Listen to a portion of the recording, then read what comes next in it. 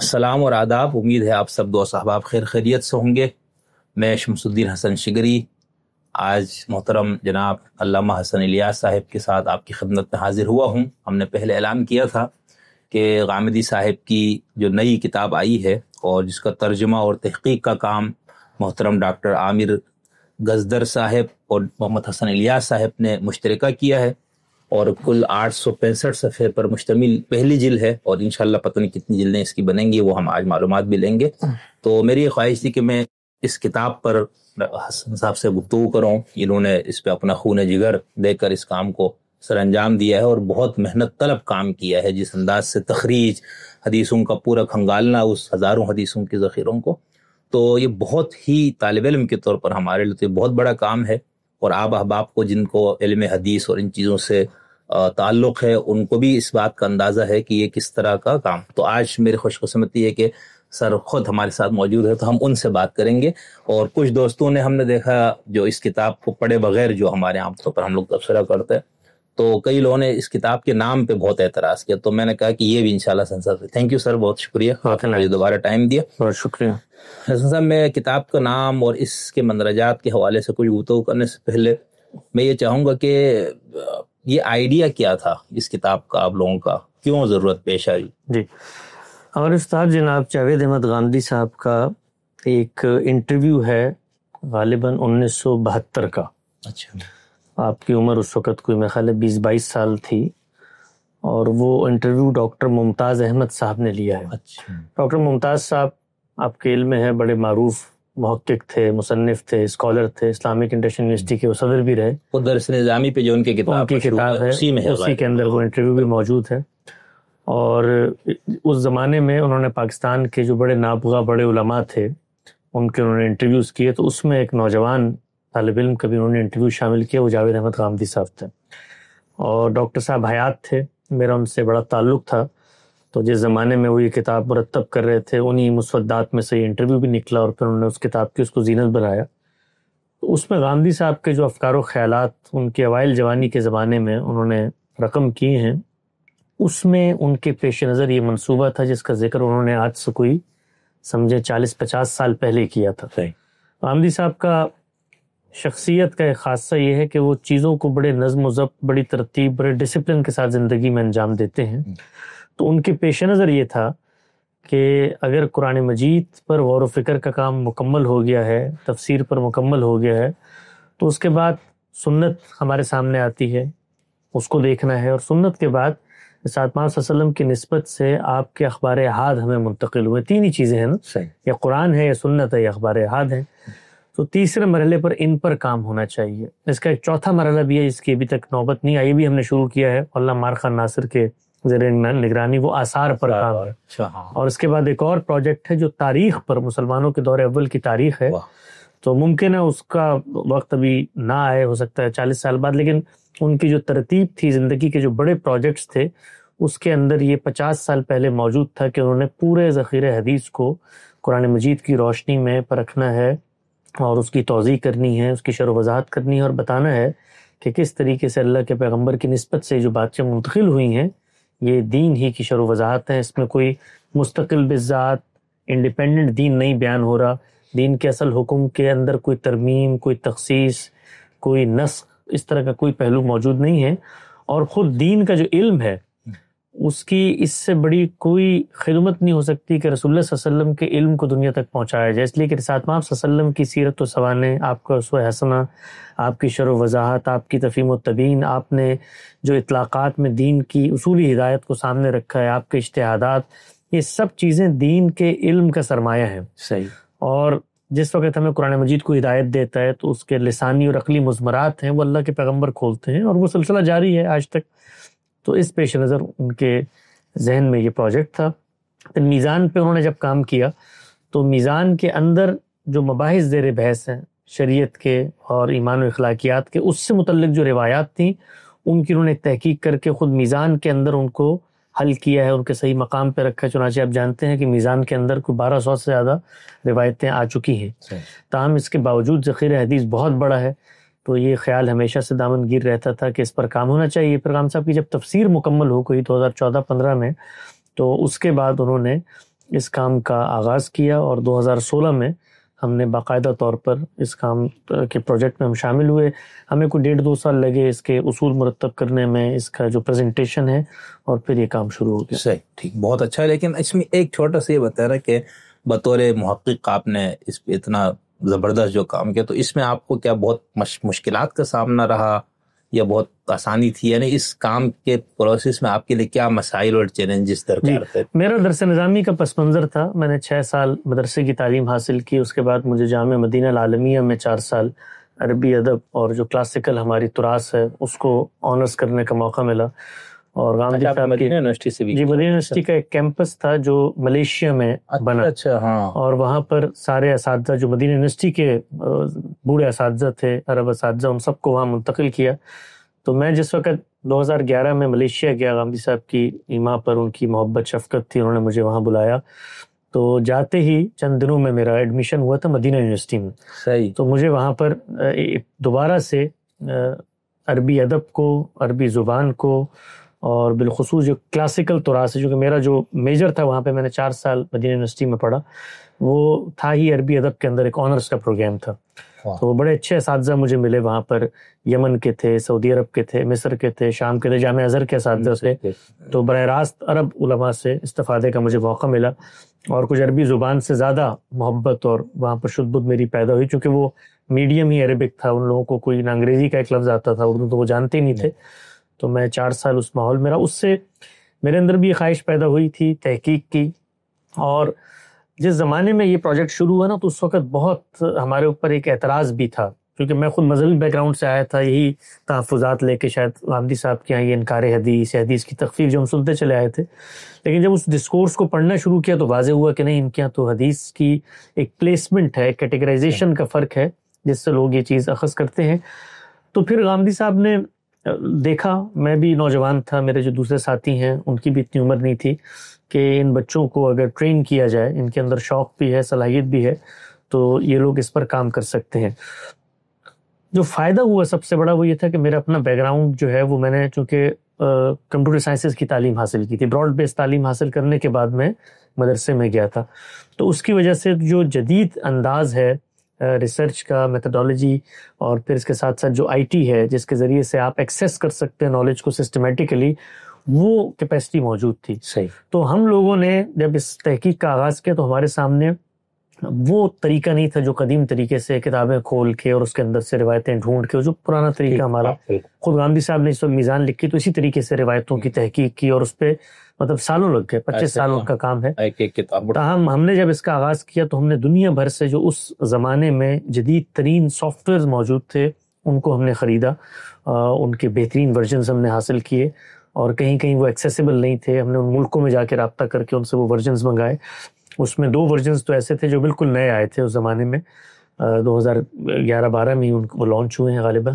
ایک جو ہے وہ قطر سے آیا. شاملہ تو تھا پہلے سے، شاملہ موجود تھا، لیکن جوامع الکلم جو تھا وہ ایک نیا سافٹ ویئر تھا، اور وہ قطر کی حکومت نے بنایا تھا. اور اس میں بہت انہوں نے محنت کی تھی. سینکڑوں کی تعداد میں حدیث کے محققین نے برسوں قطر میں قیام کر کے جتنا ذخیرہ حدیث ہے، انکلوڈنگ کچھ نئے مخطوطات ملے تھے، ان کو بہت سائنٹیفک انداز میں انہوں نے سافٹ ویئر میں انکارپوریٹ کیا.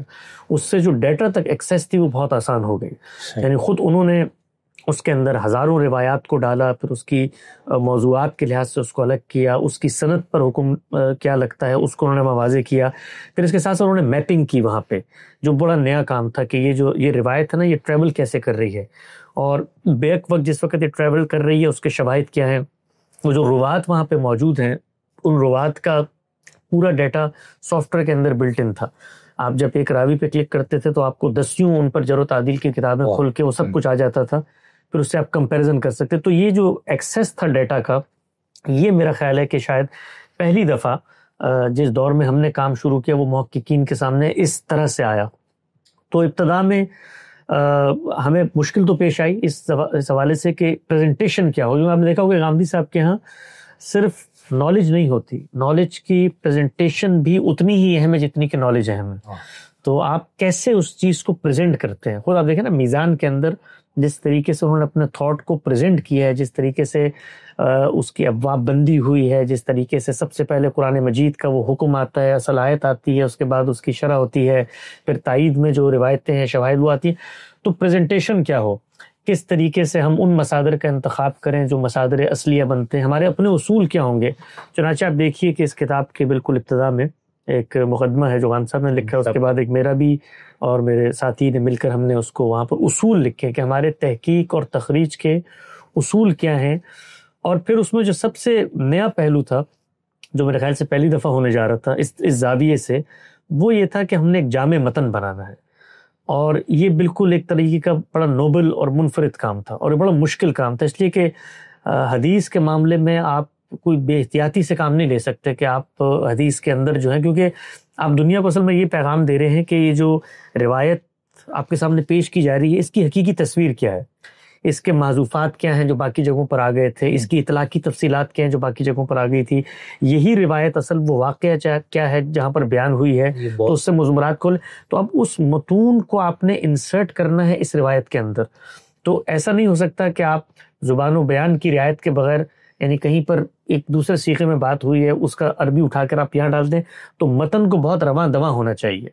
تو یہ ایک بڑا مشکل اور بڑا کٹھن، بڑا جانگسل کام تھا، اس لیے کہ اس میں ایک ذمہ داری بھی تھی کہ آپ یہ نہیں کر سکتے کہ جس وقت آپ دنیا کو یہ بتا رہے ہیں کہ اصل میں ایک واقعہ یہ ہے اور اس کو 20 صحابہ نے الگ الگ نقل کیا ہے، چنانچہ ہم ان واقعات کو جمع کر کر ایک جامع متن آپ کے سامنے رکھ رہے ہیں، تو اس جامع متن میں جہاں پر وہ انسرشن آئے گی، اس انسرشن کا صحیح حوالہ موجود ہونا چاہیے تاکہ پڑھنے والے کو یہ پتہ چلے کہ یہ ہم نے کہیں سے لی ہے، جہاں سے لی ہے اس کو یہی واقعہ ہونا چاہیے۔ چنانچہ کچھ اصول تو یہاں پر موجود ہیں، کچھ اصول ہم نے پیچھے مرتب کیے جو بہت تفصیلی تھے، ٹیکنیکل تھے، وہ یہاں لکھنے کی ضرورت نہیں تھی، جس میں اصل مشکل یہ تھی کہ آپ یہ ثابت کریں کہ یہ ایک ہی واقعہ ہے، یعنی ایک ہی ایونٹ ہے، ایک ہی رسول اللہ کی مجلس ہے جس کی رودات کو آپ رپورٹ کر رہے ہیں، تو یہ مشکل کام تھا۔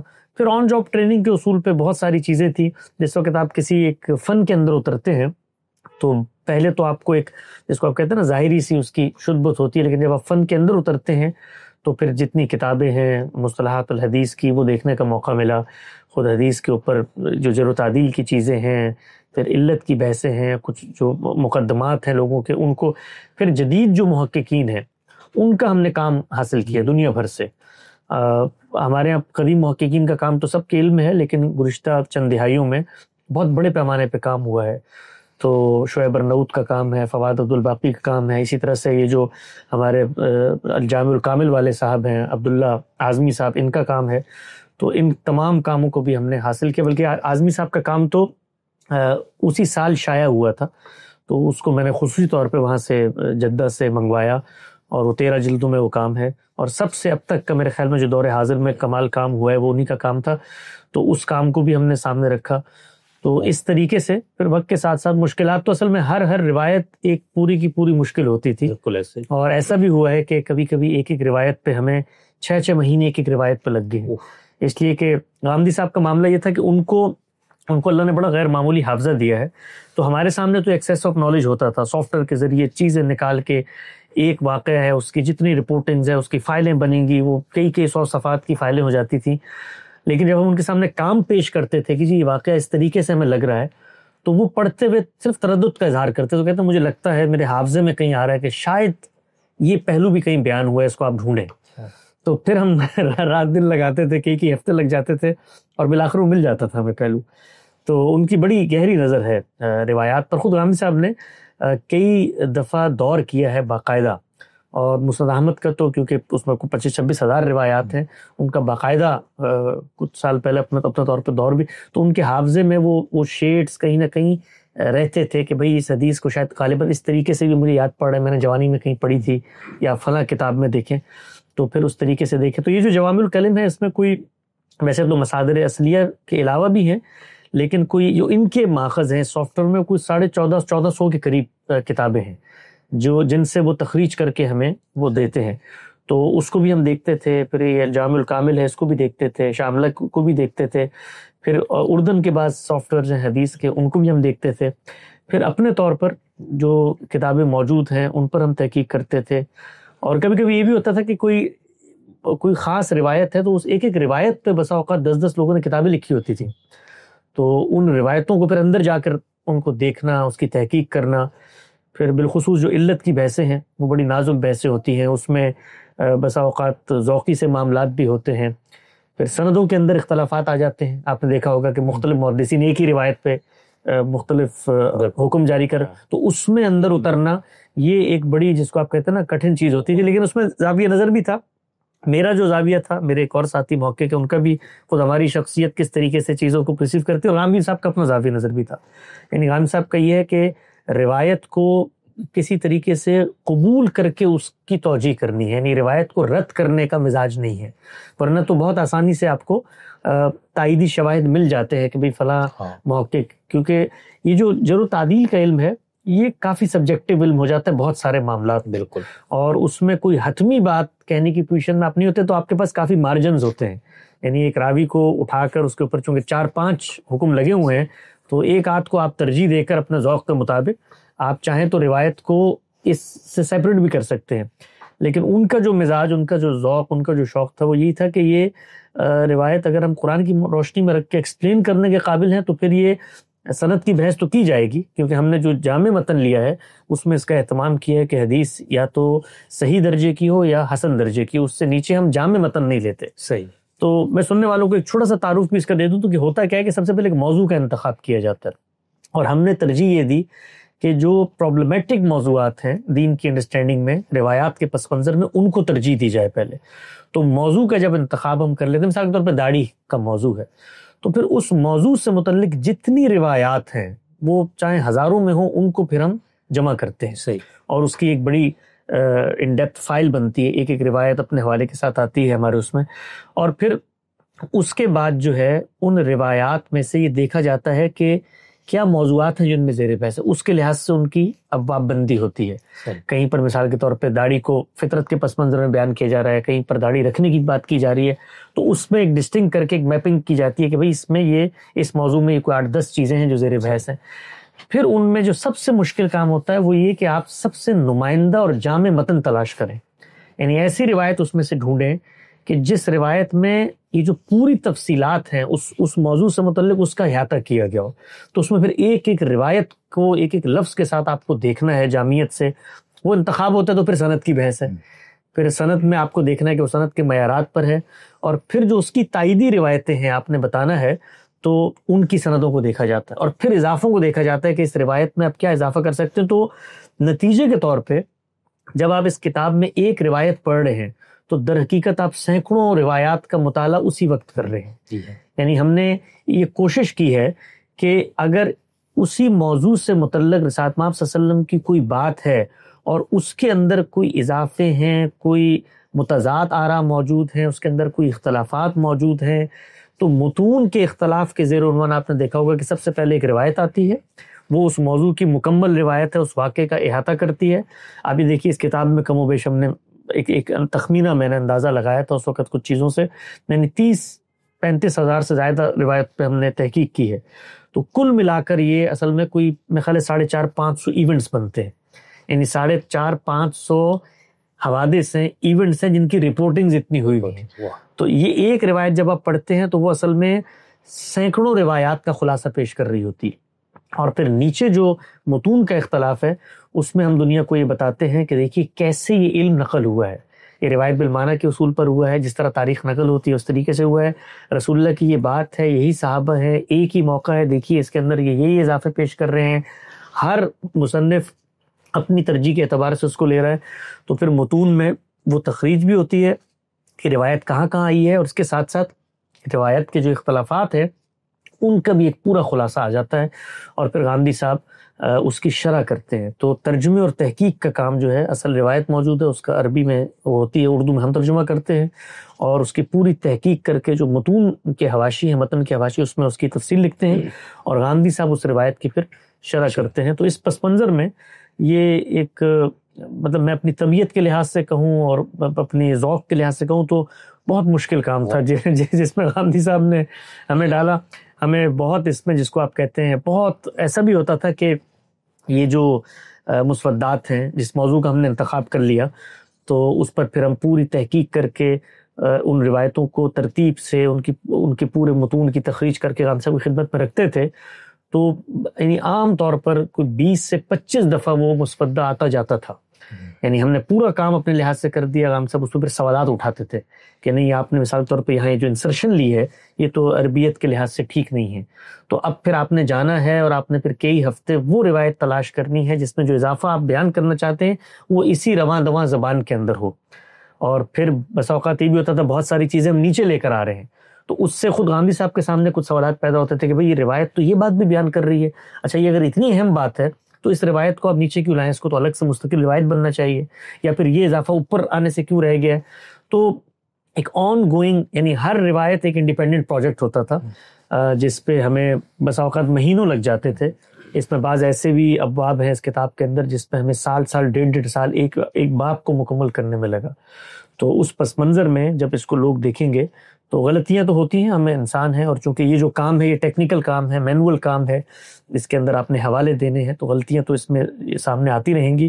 لیکن لوگ جب اس کو دیکھیں گے تو ان کو اندازہ ہوگا کہ ہم نے کریٹیوٹی کے ساتھ اور انوویشن کے ساتھ اور جو جدید ٹولز ہیں ان کو استعمال کر کے ایک ایسی پریزنٹیبل شکل میں حدیث کی تحقیق کو پیش کیا ہے جس سے نہ صرف یہ کہ اہل علم بلکہ بیک وقت عام آدمی بھی استفادہ کرنے کی پوزیشن میں آ گیا. زبردست. بہت یہ ہمارے کچھ دوستوں نے کتاب کا صرف ٹائٹل دیکھ کے بہت اپنے خیال کے مطابق اس کے پرخچے اڑا دیے ہوئے پتہ ہے نا.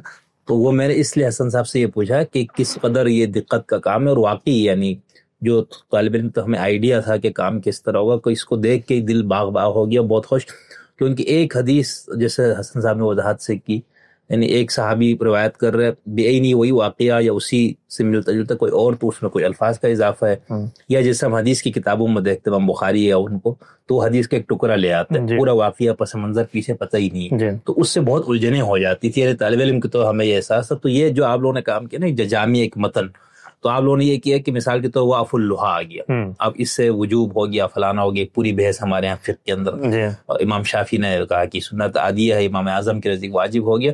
تو لیکن جب آپ لوگوں کے اس کام سے نہیں، یہ حضور نے کس موقع پہ یہ بات کی تھی، کیا پس منظر تھا، اور اسی روایت کو بیان کرنے کے لیے مختلف لوگوں نے کس طرح اس میں کچھ الفاظ کا کہیں اضافہ کہیں کمی، تو اس سے پوری ایک زبردست تصویر سامنے. دیکھیں آپ نے جس چیز کی مثال دی، لوگ اس میں دیکھیں گے، آپ پہ سوال مکمل کیجیے گا. مثلا ابو امامہ باہلی کی ایک روایت ہے داڑھی کے عنوان سے، اور اس کو ہر کوئی نقل کرتا ہے ہر وقت کے بھی رسالت مثلا تو امر کے صیغے میں کہا امر وجوب کے لیے آتا ہے، اور یہ کہ داڑھی بڑھاؤ مجھے کٹاؤ، یعنی صرف اسی روایت کو، اور یہ مطلب یہ ان روایتوں کا جامع متن ہم نے گھر میں بیٹھ کے نہیں بنایا، یہ حدیث کی کتابوں میں موجود ہے. یعنی اس میں سے کوئی بھی چیز میں نے اپنے لاہور میں جب اس کی تقریباً رونمائی ہوئی اور مجھے کام کرتے ہوئے بھی احساس ہوا کہ اللہ تعالیٰ نے یعنی انسانوں کو یہ توفیق رضانی ہوئی کہ انہوں نے جو متون تھے، رپورٹنگز تھی، اور مسلمانوں کی یہ بڑی کامیابی ہے کہ انہوں نے ہر چیز کو رپورٹ کیا ہے، یہاں تک کہ وہ چیزیں جو ذوف کے درجے میں تھی ان کو بھی رپورٹ کیا ہے. تو یہ رپورٹنگ تحقیق کے لیے کتنی مفید ہوتی ہے اس کا اندازہ تب ہوتا ہے جب آپ علم حدیث پہ کام کرتے ہیں. تو اسی روایت کو آپ دیکھیے، ابو امامہ باہلی کی روایت آپ نے ذکر کیا، تو اس میں رسالت مآب صلی اللہ علیہ وسلم سے یہ ایک چیز زیر بحث ہی نہیں ہے. یعنی قریش کے بوڑھے آپ صلی اللہ علیہ وسلم کے پاس آئے ہیں اور وہ آپ سے آ کر مشرکین اور یہود کی پیدا کردہ بدعات کے بارے میں گفتگو کر رہے ہیں. ان سے پوچھ رہے ہیں کہ یا رسول اللہ یہ لوگ جوتے نہیں پہنتے، ہم جوتے پہنے یا نہ پہنے؟ تو آپ صلی اللہ علیہ وسلم نے فرمایا ان کی مخالفت کرو اور جوتے پہنا کرو. پھر فرمایا یا رسول اللہ یہ لوگ خضاب نہیں لگاتے، آپ نے فرمایا ان کی مخالفت کرو اور یہ کام کرو. انہوں نے فرمایا یا رسول اللہ یہ لوگ تہبند پہنتے ہیں شلوار نہیں پہنتے، آپ نے فرمایا تم شلوار بھی پہنو تہبند بھی پہنو، اس میں بھی ان کی مخالفت کرو. اس موقع پر انہوں نے کہا یا رسول اللہ یہ لوگ تو داڑیاں کٹواتے اور مونچھیں بڑھاتے ہیں، آپ نے فرمایا اس میں بھی ان کی مخالفت کرو، اور بڑھانی ہے تو داڑیاں بڑھا لیا کرو، مونچھیں کم رکھا کرو. کیوں؟ کیونکہ اس کو خود رسالت مآب صلی اللہ علیہ وسلم نے باقی جگہوں پہ واضح کیا کہ تکبر کے شاعر میں سے. تو اب اگر امر وجوب کے لیے ہوتا ہے تو پھر خطاب لگانا بھی وجوب کے لیے ہے، شلوار پہننا بھی وجوب کے لیے. تو یہ سب چیزیں روایات کا جب استقصاء کیا جاتا ہے اور ابواب میں اس کو دیکھا جاتا ہے تو آپ سے آپ واضح ہو جاتے ہیں. بہت اچھا. طالب علم کے طور پر مجھے تو یہ اس طرح کا کام نہیں نظر آیا تاریخ میں، جو ہماری حدیث کی جو محدثین نے جنہوں نے حدیثیں جمع کی اور اس کا تحقیق کا کام ہوتا گیا، جیسے شعیب ارنوت تک ہے ادھر. تو کیا آپ کو اس سے ملتا جلتا یہی والا کام آپ کو کہیں ملا؟ آپ نے کہا یار یہ اتنا اچھا نہیں ہوتا، یہ میرا مشاہدہ بھی ٹھیک ہے کہ اس نوعیت کا کام نہیں ہوا. دیکھیں اس کام میں دو منفرد چیزیں ہیں، اس کو پہلے سمجھنا چاہیے. پہلی منفرد چیز یہ ہے کہ یہ کام محض حدیث پر کام نہیں ہے، یہ کام فکر فراہی نے قرآن مجید سے جو دینی تعبیر مرتب کی ہے اس کی روشنی میں حدیث کی توضیح ہے. تو چونکہ فکر فراہی کے جو یہ حاصلات ہیں خود پہلی دفعہ سامنے آئے ہیں، ہماری روایت کے اندر آپ جانتے ہیں اس طرح ہم اس کو بیان کرتے ہیں کہ ہمارا جو منہاج ہے اس میں اصل کی حیثیت قرآن مجید کو حاصل ہے. قرآن مجید کسی بھی صورت کمپرومائز نہیں ہو سکتا، اور رسالت مآب صلی اللہ علیہ وسلم کی ذات والا صفات دین کا ماخذ ہے. اور پھر قرآن کو سمجھنے کے اصول مرتب ہوئے ہیں اس ڈسکورس میں گزشتہ 1.5 صدی کے اندر، اور اس کی روشنی میں قرآن مجید سے دین کے ایک 4 کارنرز بنے ہیں، ایک شاکلہ بنا ہے، ایک فریم ورک بنا ہے. تو اس فریم ورک میں کچھ چیزیں اپنی جگہ پر بیٹھ گئی ہیں. اس میں قرآن کی حیثیت کیا ہے، حلت و حرمت کی بنیادیں کیا ہیں، تصور فطرت کیا ہے، دین کے اندر کس طریقے سے احکام دیے جاتے ہیں، یہ سب چیزیں، اور پھر ان سے کچھ ناگزیر لازمی نتیجے مرتب ہوئے ہیں. قرآن مجید کی یہ حیثیت ہے تو پھر قرآن قطعی الدلالہ ہے، اسی طریقے سے قرآن کا ایک متعین متن ہے، اسی طریقے سے قرآن کی روشنی میں چیزوں کو پرکھا دیکھا جائے گا. تو ان چیزوں کا پہلی دفعہ صدور ہی فکر فراہی کی روشنی میں ہوا ہے ان اصولی پرسپیکٹو میں. ٹھیک ہے. تو اس پس منظر میں جب حدیث پر کام ہوگا تو وہ منفرد کام ہوگا، وہ نیا کام ہوگا، وہ ہو نہیں سکتا کہ پہلے وہ ہوا ہو. یہ ایک زاویہ ہے. دوسری چیز یہ ہے کہ جو تحقیق ہے حدیث کی وہ تو ہوتی چلی آئی ہے، اور جامع متن کا تصور بھی موجود تھا. ایسا نہیں ہے کہ جامع متن کا تصور ہم نے پہلی دفعہ پیش کیا. بہت سارے آپ کو ایسے مسودات مل جائیں گے جن کے اندر اس پیمانے پہ تو نہیں، لیکن حدیث کے جو مختلف متون کے اندر اضافے آ رہے ہوتے ہیں ان کو متن میں شامل کرنے کی کوشش کی گئی ہے. کچھ خود ہمارے کام کے وقت بھی ہمارے سامنے تھے، اس کے کچھ حوالے یہاں پر موجود بھی ہیں.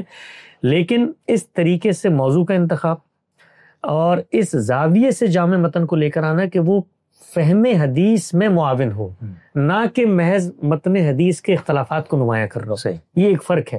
یعنی ہمارے ہاں وہ حدیث ایک جامعیت سے بات بیان کر رہی ہوگی، ہم اس کے اندر اضافے لا کے یہ نہیں بتا رہے ہوں گے کہ اس کے اوپر مختلف لوگوں نے یہ کام کیا ہے. تو اس زاویے سے بھی یہ ایک نمایاں کام ہے، منفرد کام ہے. اور اس بڑے پیمانے پر جس میں آپ جتنے اختلافی موضوعات ہیں، جتنی پرابلمٹک چیزیں ہیں، ان میں آپ روایات کو لے کر آتے ہیں. اس میں مثال آپ ذہن میں آتی رہیں گی اس وقت، کچھ حافظے میں چیزیں ہیں. مثال طور پہ ابھی دیکھیں نا، اب یہ روایت آپ روز پڑھتے ہیں، من تشبہ بقوم فہو منہم، یا من لم یتغن بالقرآن لیس منا، اس طرح کی چیزیں آپ پڑھتے ہیں، یا امرت ان اقاتل. اب ان کو اگر آپ اس زاویے سے اس پرسپیکٹو میں رکھتے ہیں تو زمین و آسمان تبدیل ہو جاتا ہے. مثلا آپ کی دیکھیے، یہ روایت ہماری اس کتاب میں بھی زیر بحث آئی ہے، لیکن کس عنوان کے تحت زیر بحث آئی ہے؟ اتمام حجت اور عذاب کے تحت. اب آدمی حیران ہوگا کہ یہ روایتیں ہم روز پڑھتے ہیں، روز سنتے ہیں. بھائی من تشبہ بقوم فہو منہم، ہمیں تو بتایا جاتا تھا، آپ کو خود آپ دینی زندگی آپ نے مدرسوں میں گزاری ہے کہ بھئی کفار کی مشابہت کے انکار میں کہا ہے. اسکالر کوئی کچھ مدرسہ بالکل کہتے تھے، یہ ہمارے ان کو کاٹ دیتے تھے جو ہوتے تھے کفلنگز والے کہ بھئی من تشبہ بقوم فہو منہم. تو اب ان کو اگر آپ ان کے اندر اتر کے دیکھیں تو بالکل مختلف بات ہے. مثلا یہ روایت ہے، مجھے یاد پڑتا ہے اس کا متن تھا پورا کہ جعل اللہ رزق تحت ظل رمحہ فجعل الصغار علی من خالف امری من تشبہ بقوم فہو منہم وحشر معہم. رسول اللہ نے فرمایا کہ میرا رزق تلواروں کے سائے میں رکھ دیا گیا ہے. یعنی اب مجھے خدا نے بھیج دیا ہے، میں آؤں گا تو میرے ساتھ عذاب آئے گا. اور جعل الصغار علی من خالف امری، ذلت اور رسوائی ہر اس شخص کے لیے جو میری مخالفت. من تشبہ بقوم فہو منہم وحشر معہم. اب وقت آ چکا ہے کہ اس پارٹی میں شامل ہوتے ہو یا وہاں جاتے ہو، کیونکہ جو جن کے ساتھ ہوگا انہی کے ساتھ ان کا حشر ہوگا، دنیا سے ان کا خاتمہ ہو جائے گا. یہ روایت اس پس منظر میں ہے. تو یہ اتمام حجت کے پس منظر کی روایت تھی. ہمارے ہاں یہ کتابوں میں نقل ہوتی ہے، اس کا جو پورا متن ہے اس کو کاٹ دیا جاتا ہے. اور چونکہ جو ہمارے ہاں حدیث کی ابواب بندی ہوئی وہ منطقی ترتیب پہ ہوئی، وہ دین کے اس پورے کینوس کو سامنے رکھ کے ابواب بندی نہیں کی ہے. وہ جو آپ کی روزمرہ زندگی سے اس کے متعلقات ہیں، اس پس منظر میں اس کی ابواب بندی ہوئی. یہ مشہور روایت ہے کہ جو آپ نے ٹخنوں سے شلوار نیچے کی تو یہ فف النار جو ہے، اب اس کی آپ ابواب بندی کریں، اس کو اصل میں دیکھیں تو وہاں زیر بحثی تکبر ہے. یہ ہے من لم یتغن بالقرآن لیس منا. اس کو آپ دیکھیے، شروحات کھولیے، بھئی تغن بالقرآن اگر آپ نے نہیں کیا، قرآن کو غنا سے نہیں پڑھا تو آپ جو ہے وہ ہم میں سے نہیں. اب اتنی بڑی وعید ہے، یعنی ساتھ میں آپ صلی اللہ علیہ وسلم اپنی ملت سے خارج ہونے کا امکان کر رہے ہیں. تو تو اب آپ بھی خارج میں بھی خارج اگر ہم اس کو اس طرح سے نہیں پڑھتے تو پھر اس پہ پھر دینی فہم کی ایک توجہ ہوتی ہے. نہیں آپ قدرت رکھتے ہوں غنا کی تب بھی اس کو نہ پڑھیں, لیکن جس وقت آپ متن پہ غور کرتے ہیں اس کو جمع کرتے ہیں اور پھر آپ کے اندر عربیت کا اچھا ذوق ہے, اس پس منظر اور دین کا پورا فریم ورک واضح ہے. مثلا اللہ تعالیٰ نے جنت جہنم کا کرائٹیریا بتایا ہے, اس کے اندر کوئی اس طرح کی چیز آئی نہیں سکتی کہ آپ مثال کے طور پہ قرآن مجید کو اگر غنا سے نہیں پڑھتے تو یہ آپ جہنم, اس میں تو وہی اخلاقی حرمتیں ہیں, اس کا پورا نظام ہے, وہ عقل و فطرت کے مطابق ہے, اس کے اندر آپ حکم اٹھائیں اور جی انڈیپینڈنٹلی آپ اس کا اطلاق کر دیں. تو خود یہ روایت آپ یہ تھی کہ اب جب ہم اس کو جمع کرتے تھے تو جب پورا واقعہ سامنے آتا, اب سوچیں یہ روایت جو ہے صحابہ اکرام بازاروں میں پڑھتے تھے, یعنی بازار میں جب گئے ہیں تو اس روایت کو پڑھ کے کہتے تھے کہ التجارکم خیرکم, یعنی یہ تاجروں تم یہ سمجھتے ہو کہ یہ تمہارے لیے تجارت بہتر ہے.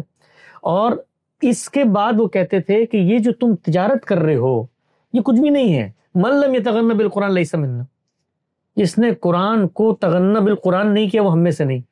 تو اب اس کا کیا مطلب ہے؟ یعنی تجار کو آپ کہہ رہے ہیں کہ تم کاروبار میں لگے ہوئے ہو اور جس نے قرآن غنا سے نہیں پڑھا وہ ہم میں سے نہیں. تو پھر جب آپ اس کو اس کے پس منظر میں رکھ کے دیکھتے ہیں, اس کی زبان پر غور کرتے ہیں تو یہ تغنی بالکل اسی مفہوم میں جو قرآن مجید میں ہے, فوجدک عائلا فاغنا. اور رسالت اللہ صلی اللہ علیہ وسلم نے فرمایا کہ قرآن جیسی نعمت تمہیں ملے اور تم یہ ملنے کے بعد اس سے غنی نہ ہو تو پھر تم ہم میں سے نہیں ہو. تو پھر انہوں نے فرمایا تجارت کسبت, یعنی کیا تم تجارت میں کماتے ہو؟ بھائی قرآن اصل چیز ہے, سرمایہ. یہ ملنے کے بعد اگر تم تجارت سے غنی ہو گئے ہو, قرآن سے غنی ہونا تھا, یہ آنا تھا, تو اس کے بعد تم نے اس کو سینوں میں بسانا تھا. تو اس پس منظر میں ہزاروں روایات ہیں جو یہاں پر زیر بحث آئی ہیں. تصویر کے متعلق روایات ہیں, اس طرح کتا پالنے کے متعلق روایات ہیں, عذاب قبر سے متعلق روایات ہیں, پھر جنت جہنم کے اعمال سے متعلق روایات ہیں, پھر قیامت کی نشانیاں یہاں پہ زیر بحث. تو جتنے پرابلمٹک موضوعات تھے ان کو لے کر بتانے کی ہم نے کوشش کی ہے کہ روایات کو قرآن کی روشنی میں پرکھا جائے گا. روایات پر غور و فکر کے اصول کیا ہیں وہ ہم صاحب نے اپنی کتاب میزان میں لکھے تھے, ان اصولوں کا ہم نے اطلاق کر کے اس مجموعے کو مرتب کیا. اور سوالات سے لیکن یہاں پہ ایک ذکر ضمن آیا ایک کتے والی, جی اس کو ذرا حل کرنا. اس دن ہمارے ایک اسٹوڈنٹ نے کہا سر وہ کسی نے کتا رکھنا تو ان کی دادی نہیں مان رہی, تو میں آپ کی بات پر آتا ہوں, ان کو آپ مطمئن کریں کہ رکھنا کوئی حرج نہیں. تو میں نے کہا میں تو اس پوزیشن میں نہیں ہوں, میں آپ کو راستہ بتا سکتا ہوں کہ کہاں سے آپ کہ جس میں آپ کتا رکھ سکتے. تو میں نے کہا غامدی صاحب کی فکر پہ رجوع کرے. تو یہ ان حدیثوں پہ تو بہت زیادہ وہ ہے. جی ان روایتوں پہ بھی ہم نے کام کیا ہے, لوگ اس کو تفصیلی طور پہ وہاں دیکھ سکتے ہیں. میں ایک خلاصہ صاحب کو بتایا رکھا ہوں کہ وہ جو روایتیں ہیں ان کو ان کے سیاق و سباق سے بالکل کاٹ دیا گیا ہے. اور ساتھ محمد صلی اللہ علیہ وسلم کی نسبت سے جو چیزیں آتی ہیں جس میں کتوں کو جس طریقے سے وہاں سے نکال دینا ہے اور کہنا ہے کہ کتے جہاں پر وہاں فرشتے نہیں آتے, اس طرح وہ ہم نے وہ روایتیں اصل روایتیں دریافت کی ہیں, ان روایتوں کو لکھا ہے وہاں پہ, اور خود رسالت محمد صلی اللہ علیہ وسلم کی زبانی وہ چیزیں بالکل دو چار کی طرح واضح ہو گئی ہیں. یعنی آپ صلی اللہ علیہ وسلم جو ہے وہ ہمیشہ وحی کے لیے منتظر رہتے تھے. بہت دن گزر گئے اور جبریل نہیں آئے, تو اس کے بعد جب جبریل آئے تو ان کا آپ سے مکالمہ ہے, اور اس مکالمے میں یہ ہے کہ جب پوچھا گیا کہ بھائی آپ نہیں آ رہے تھے تو انہوں نے بتایا کہ جب میں آیا تو یہاں پر ایک کتا بیٹھا ہوا تھا نیچے, اور فرشتوں کو جو ذوق ہے وہ اس سے ہم آہنگ نہیں ہے کہ کتے بیٹھے ہوئے وہ بھونک رہے ہیں اور اس موقع کے اوپر وہ پیغمبر پر وحی کا اجرا شروع کر دیں. تو اس پس منظر میں رسالت محمد صلی اللہ علیہ وسلم نے کتوں کو اپنے آپ سے دور کیا اس موقع پر کہ جو وحی کا سلسلہ ہے اس کے اندر کوئی انقطاع نہیں ہونا چاہیے. پھر بعض موقعوں پہ ایسا بھی ہوا کہ جس وقت وہ جبریل آئے تھے تو جیسے ہمیں ابا ہوتا ہے نا, ہم کسی گھر میں داخل ہوں اور وہاں پر کتے نے کوئی, یا کتا کیا بچے نے کوئی مثال کے طور پہ غلاظت کی ہوئی ہو تو طبیعت کو ابا ہوتا ہے, آپ فوراً سے مڑ جاتے ہیں. تو وہاں پر بھی یہی معاملہ تھا. چنانچہ روایت کے اندر آتا ہے کہ رسول اللہ صلی اللہ علیہ وسلم نے ان کو کہا اپنی اہلیہ کو کہ اس کے اوپر پانی پھینکو اور اس کو صاف کرو یہاں سے, کیونکہ جبرائیل اس وجہ سے نہیں آ رہے. تو وہ کتوں کی موجودگی میں بالعموم فرشتے کہیں نہیں آتے, اس سرے سے وہاں پر زیر بحث ہی نہیں ہے.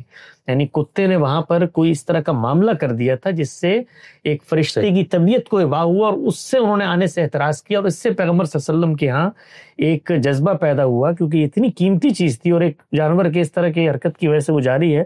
تو ہم نے ان تمام روایات کو وہاں پر جمع کیا ہے ذخیرہ حدیث سے, اور اس میں بتایا ہے کہ خود قرآن مجید اس معاملے کو کیسے دیکھتا ہے. اس نے بتایا ہے سورہ کہف کے اندر کہ وہاں پر کتا وہاں پر ان کے ساتھ موجود تھا, کتے کے جی ہاں وسیع. تو پھر بتایا کہ کتے کا شکار آپ کے لیے جائز کر رہی ہو. پھر یہ بتایا قرآن نے کہ یہ جو علم ہے کتے کے پاس یہ ہم نے اس کو سکھایا ہے. تو اس تمام چیزوں کی روشنی میں اس پورے ذخیرے کو ہم نے حل کیا. اور پھر ایک روایت آتی ہے جس سے بالعموم ہمارے یہاں استدلال کیا جاتا ہے کہ کتا اگر آپ نے گھر میں رکھا تو آپ کی نیکیاں روزانہ وہ کم ہو جائیں گی، وہ تو احد پہاڑ کے برابر. تو وہ اگر اس کو دیکھیں اس روایت کو بھی، تو وہ روایت بھی اس سے بالکل ڈفرینٹ کانٹیکسٹ کے اندر ہے. اقتناء کا لفظ ہے وہاں پہ، من اقتناء قلب، یعنی بالکل ایسے ہی حبس سے بیجا میں رکھتے ہیں. آپ جانوروں کو پکڑ کے مبہوس کر لیتے ہیں، یعنی آپ نے گھر پہ ایک پنجرا رکھا اور اس کے اندر جانور باندھ دیا، اب وہ بالکل محبوس ہو کے وہاں پہ بیٹھا ہوا ہے، جیسے آپ کسی کو کیپچر کر لیتے ہیں. تو پیغمبر صلی اللہ علیہ وسلم نے فرمایا کہ بھئی انسان تو انسان، آپ انسان کی جان کو حرمت حاصل ہے، ابرو کو حرمت حاصل ہے، اس کو اس طرح مقبوض نہیں کر سکتے. انسان تو انسان، جانوروں کے ساتھ بھی معاملہ نہیں کر سکتے کہ بلا ضرورت آپ جانوروں کو گھروں کے اندر پنجروں میں بند کر کے اس طریقے سے رکھیں. اور جس نے یہ کام کیا تو اس کی پھر اتنے خیرات نیکیاں جو ہیں وہ روز کم ہوتی چلی جائیں گی. تو اس پس منظر کی روایات ہیں، باقی تفصیلی طور پہ کتاب وہ ابھی موقع نہیں، ویسے ان پہ اس پہ آپ سے ایک تفصیل سے بات کروں گا، کیونکہ مجھے تو آپ کی گفتگو سے کچھ اور مسائل پیدا ہو گئے. آپ کے مسائل ختم ہو جائیں گے تو ہو نہیں سکتا. بہت اچھا. ایک اور چیز بتائیں نا آپ، جیسے ایک تو آپ نے مکتبہ فراہی کے اصول اور اس کے تناظر میں سب یہ تو بالکل منفرد ہو گیا، لیکن اس سے ہٹ کے بھی اس طرح سے تو کوئی کام نہیں ہے نا کہ بالکل کسی محقق نے، یعنی ابھی میں 3-4 ابھی جو عہد حاضر میں اس کا میں الگ سے ذکر کروں گا. اس سے پہلے ہم بات کریں، یعنی آج سے 100 سال سے پیچھے کی بات کریں، تو وہاں پر کوئی ایسی مثال کہاں ہے کہ جس کے اندر کسی آدمی نے، کسی محقق نے، حدیث پہ کام کرنے والے نے کوئی اس طرح کا کام کیا نا کہ ایک حدیث جو مختلف طرق سے موجود ہے اور ایک متن بنانے کی کوشش کی. یہ نہیں ہوا، اس طریقے سے نہیں ہوا، اس طریقے سے نہیں ہوا. کچھ کتابیں مجھے قدیم عہد میں ملی جن کے اندر متون کے اختلافات جو ہیں ان کو نیچے تو لوگ ذکر کرتے ہی ہیں، بعض جگہوں پہ متون میں رکھنے کی بھی کوشش کی گئی. عالم عرب کے اندر ایک بڑا مجموعہ ہے حدیث کا، نام میرے ذہن میں بھی نہیں آ رہا، میں آپ کو بتا دوں گا، اس کے اندر ملی. لیکن یہ جو ترتیب ہم نے کریٹ کی ہے، یہ ترتیب پہلے سامنے آئی. یہ تو آپ کو ہر جگہ ملے گی. ابن حجر کی آپ کتاب اٹھا لیں تو اس کے اندر بھی وہ روایت آتی ہے، اس کے 10,000 اختلافات نیچے آ جاتے ہیں. لیکن اس طریقے سے موضوع کا انتخاب، پھر نمائندہ روایتوں کو اس کے اندر سے نکالنا، پھر ان روایتوں میں سے جامع متن کا انتخاب، پھر جامع متن کو آپ اس طریقے سے پریزنٹ کریں کہ پورا کا پورا جو ذخیرہ حدیث اس سے متعلق ہوتا ہے وہ نیچے کور ہو جائے. یہ ایک منفرد ہے. بہت اچھی. حسن صاحب، یہ ایک نام اس کا حوالہ بھی دیا تھا، الجامع الصحیح. الجامع الصحیح تھا، الجامع الکامل، یہ حدیث صحیح شامل. حدیث صحیح شامل. ایک تو یہ کام ہے. ایک ہمارے تقی عثمانی صاحب کے ادارے سے کام ہو رہا ہے، اس کی کوئی 15-16 جلدیں آ چکی ہے، وہ بھی اسی طرح کوئی حدیثوں کا ترتیب پتہ نہیں کیا. تیسرا ہمارے شیخ الاسلام ڈاکٹر طارق قادری صاحب سلمہ اللہ، ان کا ایک بہت بڑا کام کہتے آ رہا ہے کہ الموسوعۃ الحدیثیہ، اور اس کے علاوہ ایک اور بھی ہے. تو ان کاموں میں اور آپ میں بھی کوئی نسبت ہے، یہ جو کام کر رہے ہیں، ان کو آپ نے دیکھا ہے؟ جی، ان میں سے بیشتر کاموں کو میں نے دیکھا اپنے ان کام کے دوران، کیونکہ یہ ہمارے کام کے آخر میں یہ سامنے آئے. مفتی تقی عثمانی صاحب نے جامعہ، یہ جو دارالعلوم کرنگی ہے، وہاں سے جو چھپا آن لائن ہی میں نے PDF میں کچھ چیزیں اس کی دیکھی. اور اعظمی صاحب کا کام تو اس پورے ہمارے پروجیکٹ میں ابھی بھی زیر بحث ہے. تعلقائی صاحب کی جو کچھ چیزیں سامنے آئی ہیں وہ میں نے دیکھی ہیں. ان میں 2 چیزوں کا ایک جوہری طور پہ فرق ہے. جو دارالعلوم کرنگی سے کام ہوا ہے وہ بیسیکلی کمپائلیشن کا کام ہے. یعنی اس میں روایات کا جو ذخیرہ آپ کے سامنے ہے اس کو آپ نے اس کی نمبرز کی ترتیب سے جمع کر کے تخریج کر دی ہے. وہ یہ کام نہیں ہے میرے علم کی حد تک جس میں آپ روایات کو قرآن مجید کی روشنی میں رکھ کے اس کی پوری کی پوری شرح و وضاحت کرتے ہیں. وہ بنیادی طور پر روایات کے ذخیرے کو مرتب کرنے کا کام ہے. یعنی اس میں آپ جب اس کو پڑھتے ہیں تو یہ معلوم ہو جاتا ہے کہ بھئی یہ روایت کہاں کہاں آئی ہے، اس کے کچھ اختلافات کس نوعیت کے ہیں، مختلف روایتیں اس پہلو سے. تو یہ کام پہلے بھی ہوا ہے. یہ بڑے پیمانے پہ اس کو آپ کہتے ہیں نا، جدید جو آلات آئے ہیں ان کے ذریعے سے ذرا زیادہ سسٹمیٹکلی کمپائل ہو گیا. تو اس کے اندر تو مجھے کوئی یہ پہلو نہیں نظر آیا کہ حدیث کی کچھ شرح و وضاحت کی گئی ہے یا حدیث کو قرآن مجید کی روشنی میں رکھ کے بتایا گیا ہے یا کوئی جامع متن بنایا گیا. یہ اس طرح کا کام نہیں ہے. جو دوسرا کام ہے ہمارے اعظمی صاحب کا، یہ بڑا محققانہ کام ہے، بڑا گہرا کام ہے. اس میں بھی جو ان کا پورا کا پورا کارپس ہے وہ موضوعات کے لحاظ سے احادیث کو جمع کرنے کا ہے اور نمائندہ جو روایات ہیں ان کو وہاں پہ لے کر آنے کا ہے. یعنی یہ تھوڑا سا منفرد کام ہے. اس میں ایسا نہیں ہے کہ انہوں نے صرف نمبرز کے ذریعے سب کچھ جمع کر کے بتا دیا، نہیں، بلکہ اس میں ایک انتخاب ہے ان کا. یعنی جب آپ ان کی کتاب کو دیکھتے ہیں، 13 جلدوں میں ہے وہ کتاب، تو اس میں ہر موضوع کی جو نمائندہ روایت ہے، یعنی وہ نہیں کہ ریپیٹیشن ہو رہی ہے، نمائندہ روایت کا بہت اچھا استقصاء انہوں نے کر دیا. اور ان کی کتاب بھی خود چونکہ باقی جتنے محققین ہیں اس پر مبنی ہے، تو ساتھ ساتھ ان کی کتاب میں حکم بھی لگا ہوا ہوتا ہے، یعنی وہ اپنے مطالعے کی حد تک اس روایت پر باقاعدہ سند کا حکم بیان کرتے ہیں، اگرچہ اس کے اندر ایک ٹیکنیکل سی چیز ہے، مثال کے طور پہ جس چیز کو وہ حسن قرار دیتے ہیں تو ہر جگہ پہ یہ تصریح نہیں ہوتی کہ یہ حسن لغیری ہے یا حسن لذاتی ہے، جو ہمارے یہاں ہوتا ہے نا کہ جب ایک حسن درجے سے بھی نیچے کی چیز ہے جس کو پھر مطابعات اور شواہد سے ملا کر آپ حسن لغیری ہی بن جاتی ہے اور وہ حسن کے درجے میں آپ اس کو پہنچاتے ہیں، تو وہ صراحت پانی ہوتی۔ چنانچہ ان کی کتاب کو جب بھی ہم نے دیکھا ہے تو اس کو کاؤنٹر ویریفائی ضرور کیا ہے حسن میں، وہ بہت ساری جگہوں پر ان کا اپنا اعتماد شعیب ارناؤط پر ہے، ارناؤط کی جو کتاب ہے اسی کے حکم کو وہاں پر لے کے بیان کرتے ہیں، لیکن وہ بہت شاندار کلیکشن ہے روایات کی، یعنی اب تک کی جو میرا مطالعہ رہا ہے 10 سالوں میں اس سے زیادہ جامع اور اس سے زیادہ شاندار کلیکشن سامنے، خود ہم نے اپنے کام میں اس سے بہت استفادہ کیا، یعنی ہم اپنا یہ کام، چونکہ ہمارا کام زیادہ بڑے پیمانے پر تھا، اس کے مصادر آپ دیکھ سکتے ہیں، ابتدا میں ہم نے بتایا کہ 70-80 کے قریب مصادر اصلی جن کا ہم نے انتخاب کیا، تو ان کے کارپس سے بڑا کارپس تھا جس کو ہم دیکھتے تھے، تاہم اپنا پورا کام کرنے کے بعد ہمیشہ ہم اس کو واپس جا کر دیکھتے ہیں کہ کوئی ایسی روایت تو نہیں ہے کہ جو وہاں بیان ہوئی اور ہمارے کام میں سامنے نہیں آئی۔ اسی طریقے سے ابھی سیرت پر ہمارے ہاں کام ہو رہے، تو علم النبی پہ کام تھا نا، تو 3 درجوں میں اس کو تقسیم کیا، وہ جب آپ سوال پوچھیں گے اس کے نام کے حوالے سے تو میں اس کی وضاحت کر دوں گا۔ تو سیرت پہ ایک پوری جلد ہے ان کی، تو انہی کے پیٹرن کو ہم سیرت میں فالو کر کے ہمارے جو اصول ہیں اس کے لحاظ سے ہم اس پہ کام کریں۔ صحیح۔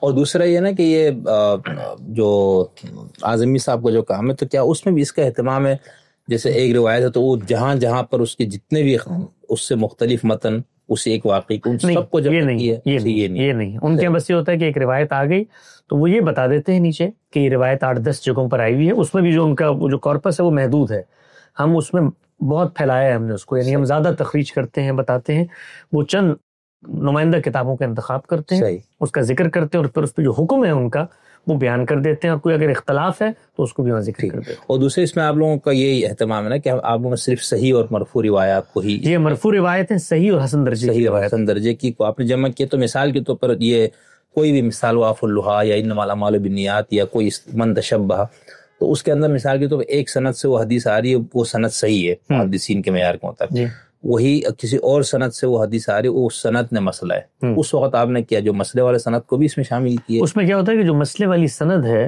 اس کے اندر اگر تو کوئی مستقل بات بیان ہو رہی ہے، یعنی اس کا پہلے تو حکم کیا وہ ضعیف روایت ہے یا وہ کسی حسن درجے کی روایت ہے، حسن غیر درجے کی روایت ہے، تو اس کو ہم نیچے حوالے میں ذکر کرتے ہیں کہ بھئی یہ جو مضمون اوپر زیر بحث ہے یہ فلاں جگہ پر بھی، اگر وہ ضعیف نہیں ہے، حسن لغیری بھی ہے، ضعف نہیں ہے اس کے اندر، تو ہم اس کو حوالے میں ذکر کر دیتے ہیں، لیکن اگر اس کے اندر کوئی ایسی بات بیان ہوئی ہے جو منفرد بات ہے اور وہ ہم لینے کی پوزیشن میں نہیں ہے اوپر سند کی وجہ سے، تب بھی ہم ایک قاری کو یہ حوالہ دے دیتے ہیں نیچے لکھ کر کہ فلاں روایت کے اندر اس بات کا بھی ذکر ہے، چونکہ یہ سند کے معیار میں اس طرح پوری نہیں اترتی لہٰذا ہم نے اس کو اپنے اصل متن میں نہیں لیا۔ لیکن اس کا فائدہ کیا ہوتا ہے؟ فائدہ یہ ہوتا ہے کہ پڑھنے والے کو ایک پوری تصویر سامنے آ جاتی ہے، اور یہ بھی فائدہ ہوتا ہے کہ بہت ساری چیزیں ہمارے ہاں بیان کی جا رہی ہوتی ہیں، لوگوں کو یہ نہیں پتا ہوتا کہ اس کی سند کا حکم کیا ہے، تو جب وہ نیچے حاشی میں اس کو دیکھیں گے تو ان کو یہ بھی معلوم ہو جائے گا کہ یہ اضافہ تو ہر جگہ، یہ روایت اس موضوع کی اصل روایت یہ ہے،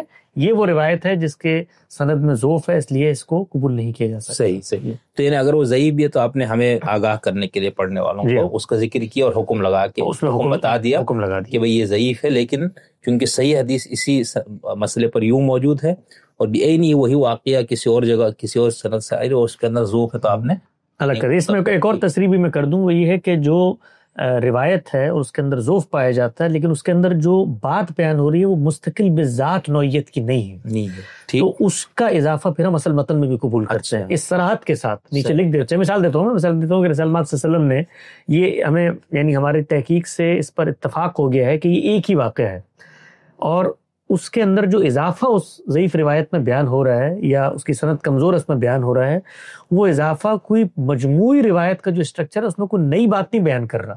مثال دیتا ہوں کہ بڑی مشہور روایت ہے، رسول پاک صلی اللہ علیہ وسلم جو ہیں وہ کسی جگہ پر جا رہے ہیں، اصل روایت میں یہ ذکر ہے، تو اونٹنی کی لگام کسی نے بدو نے پکڑ لی، تو آپ نے فرمایا سوالات ہوئے، آپ نے جوابات دیے، پھر آپ نے فرمایا کہ لگام چھوڑ دو. تو اب وہ جو سندن کمزور روایت ہے اس میں بیان ہوتا ہے کہ جب لگام چھوڑ دی تو پھر اونٹنی اس مقام کی طرف روانہ ہو گئی. تو معلوم یہ ہوگا کہ حج کے موقع کا ذکر ہے، یعنی روایت حج کے موقع پہ زیر بحث آئی. لیکن یہ کوئی ایسا پہلو نہیں ہے کہ جس سے جو کانٹینٹ ہے حدیث کا اس میں کوئی نئی بات بیان ہو رہی ہے. جیسے بدو نے کوئی بات پوچھی تھی، رسول اللہ نے کوئی 5 باتیں بتائی تھی، ضعیف روایت میں 6 بات سامنے آ گئی. یہ نہیں ہے. اطلاقات، تصویر، کانٹیکس، تفصیلات یہ واضح ہوتی ہیں.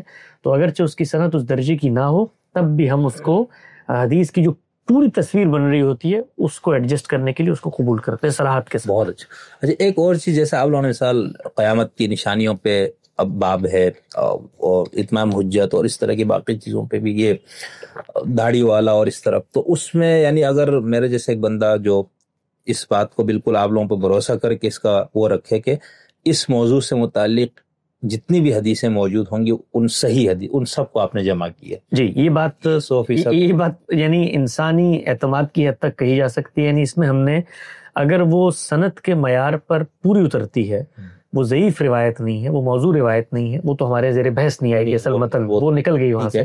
اور اس میں خود بہت جس کو آپ کہتے ہیں ایک روشنی ہے لوگوں کے لیے. ایک زاویے سے اگر آپ دیکھیں، مثال طور پہ اس میں ایک روایت ہے، ایک باب ہے پورا، ایک فیاض خلیفہ کی پیشن گوئی کے حوالے سے.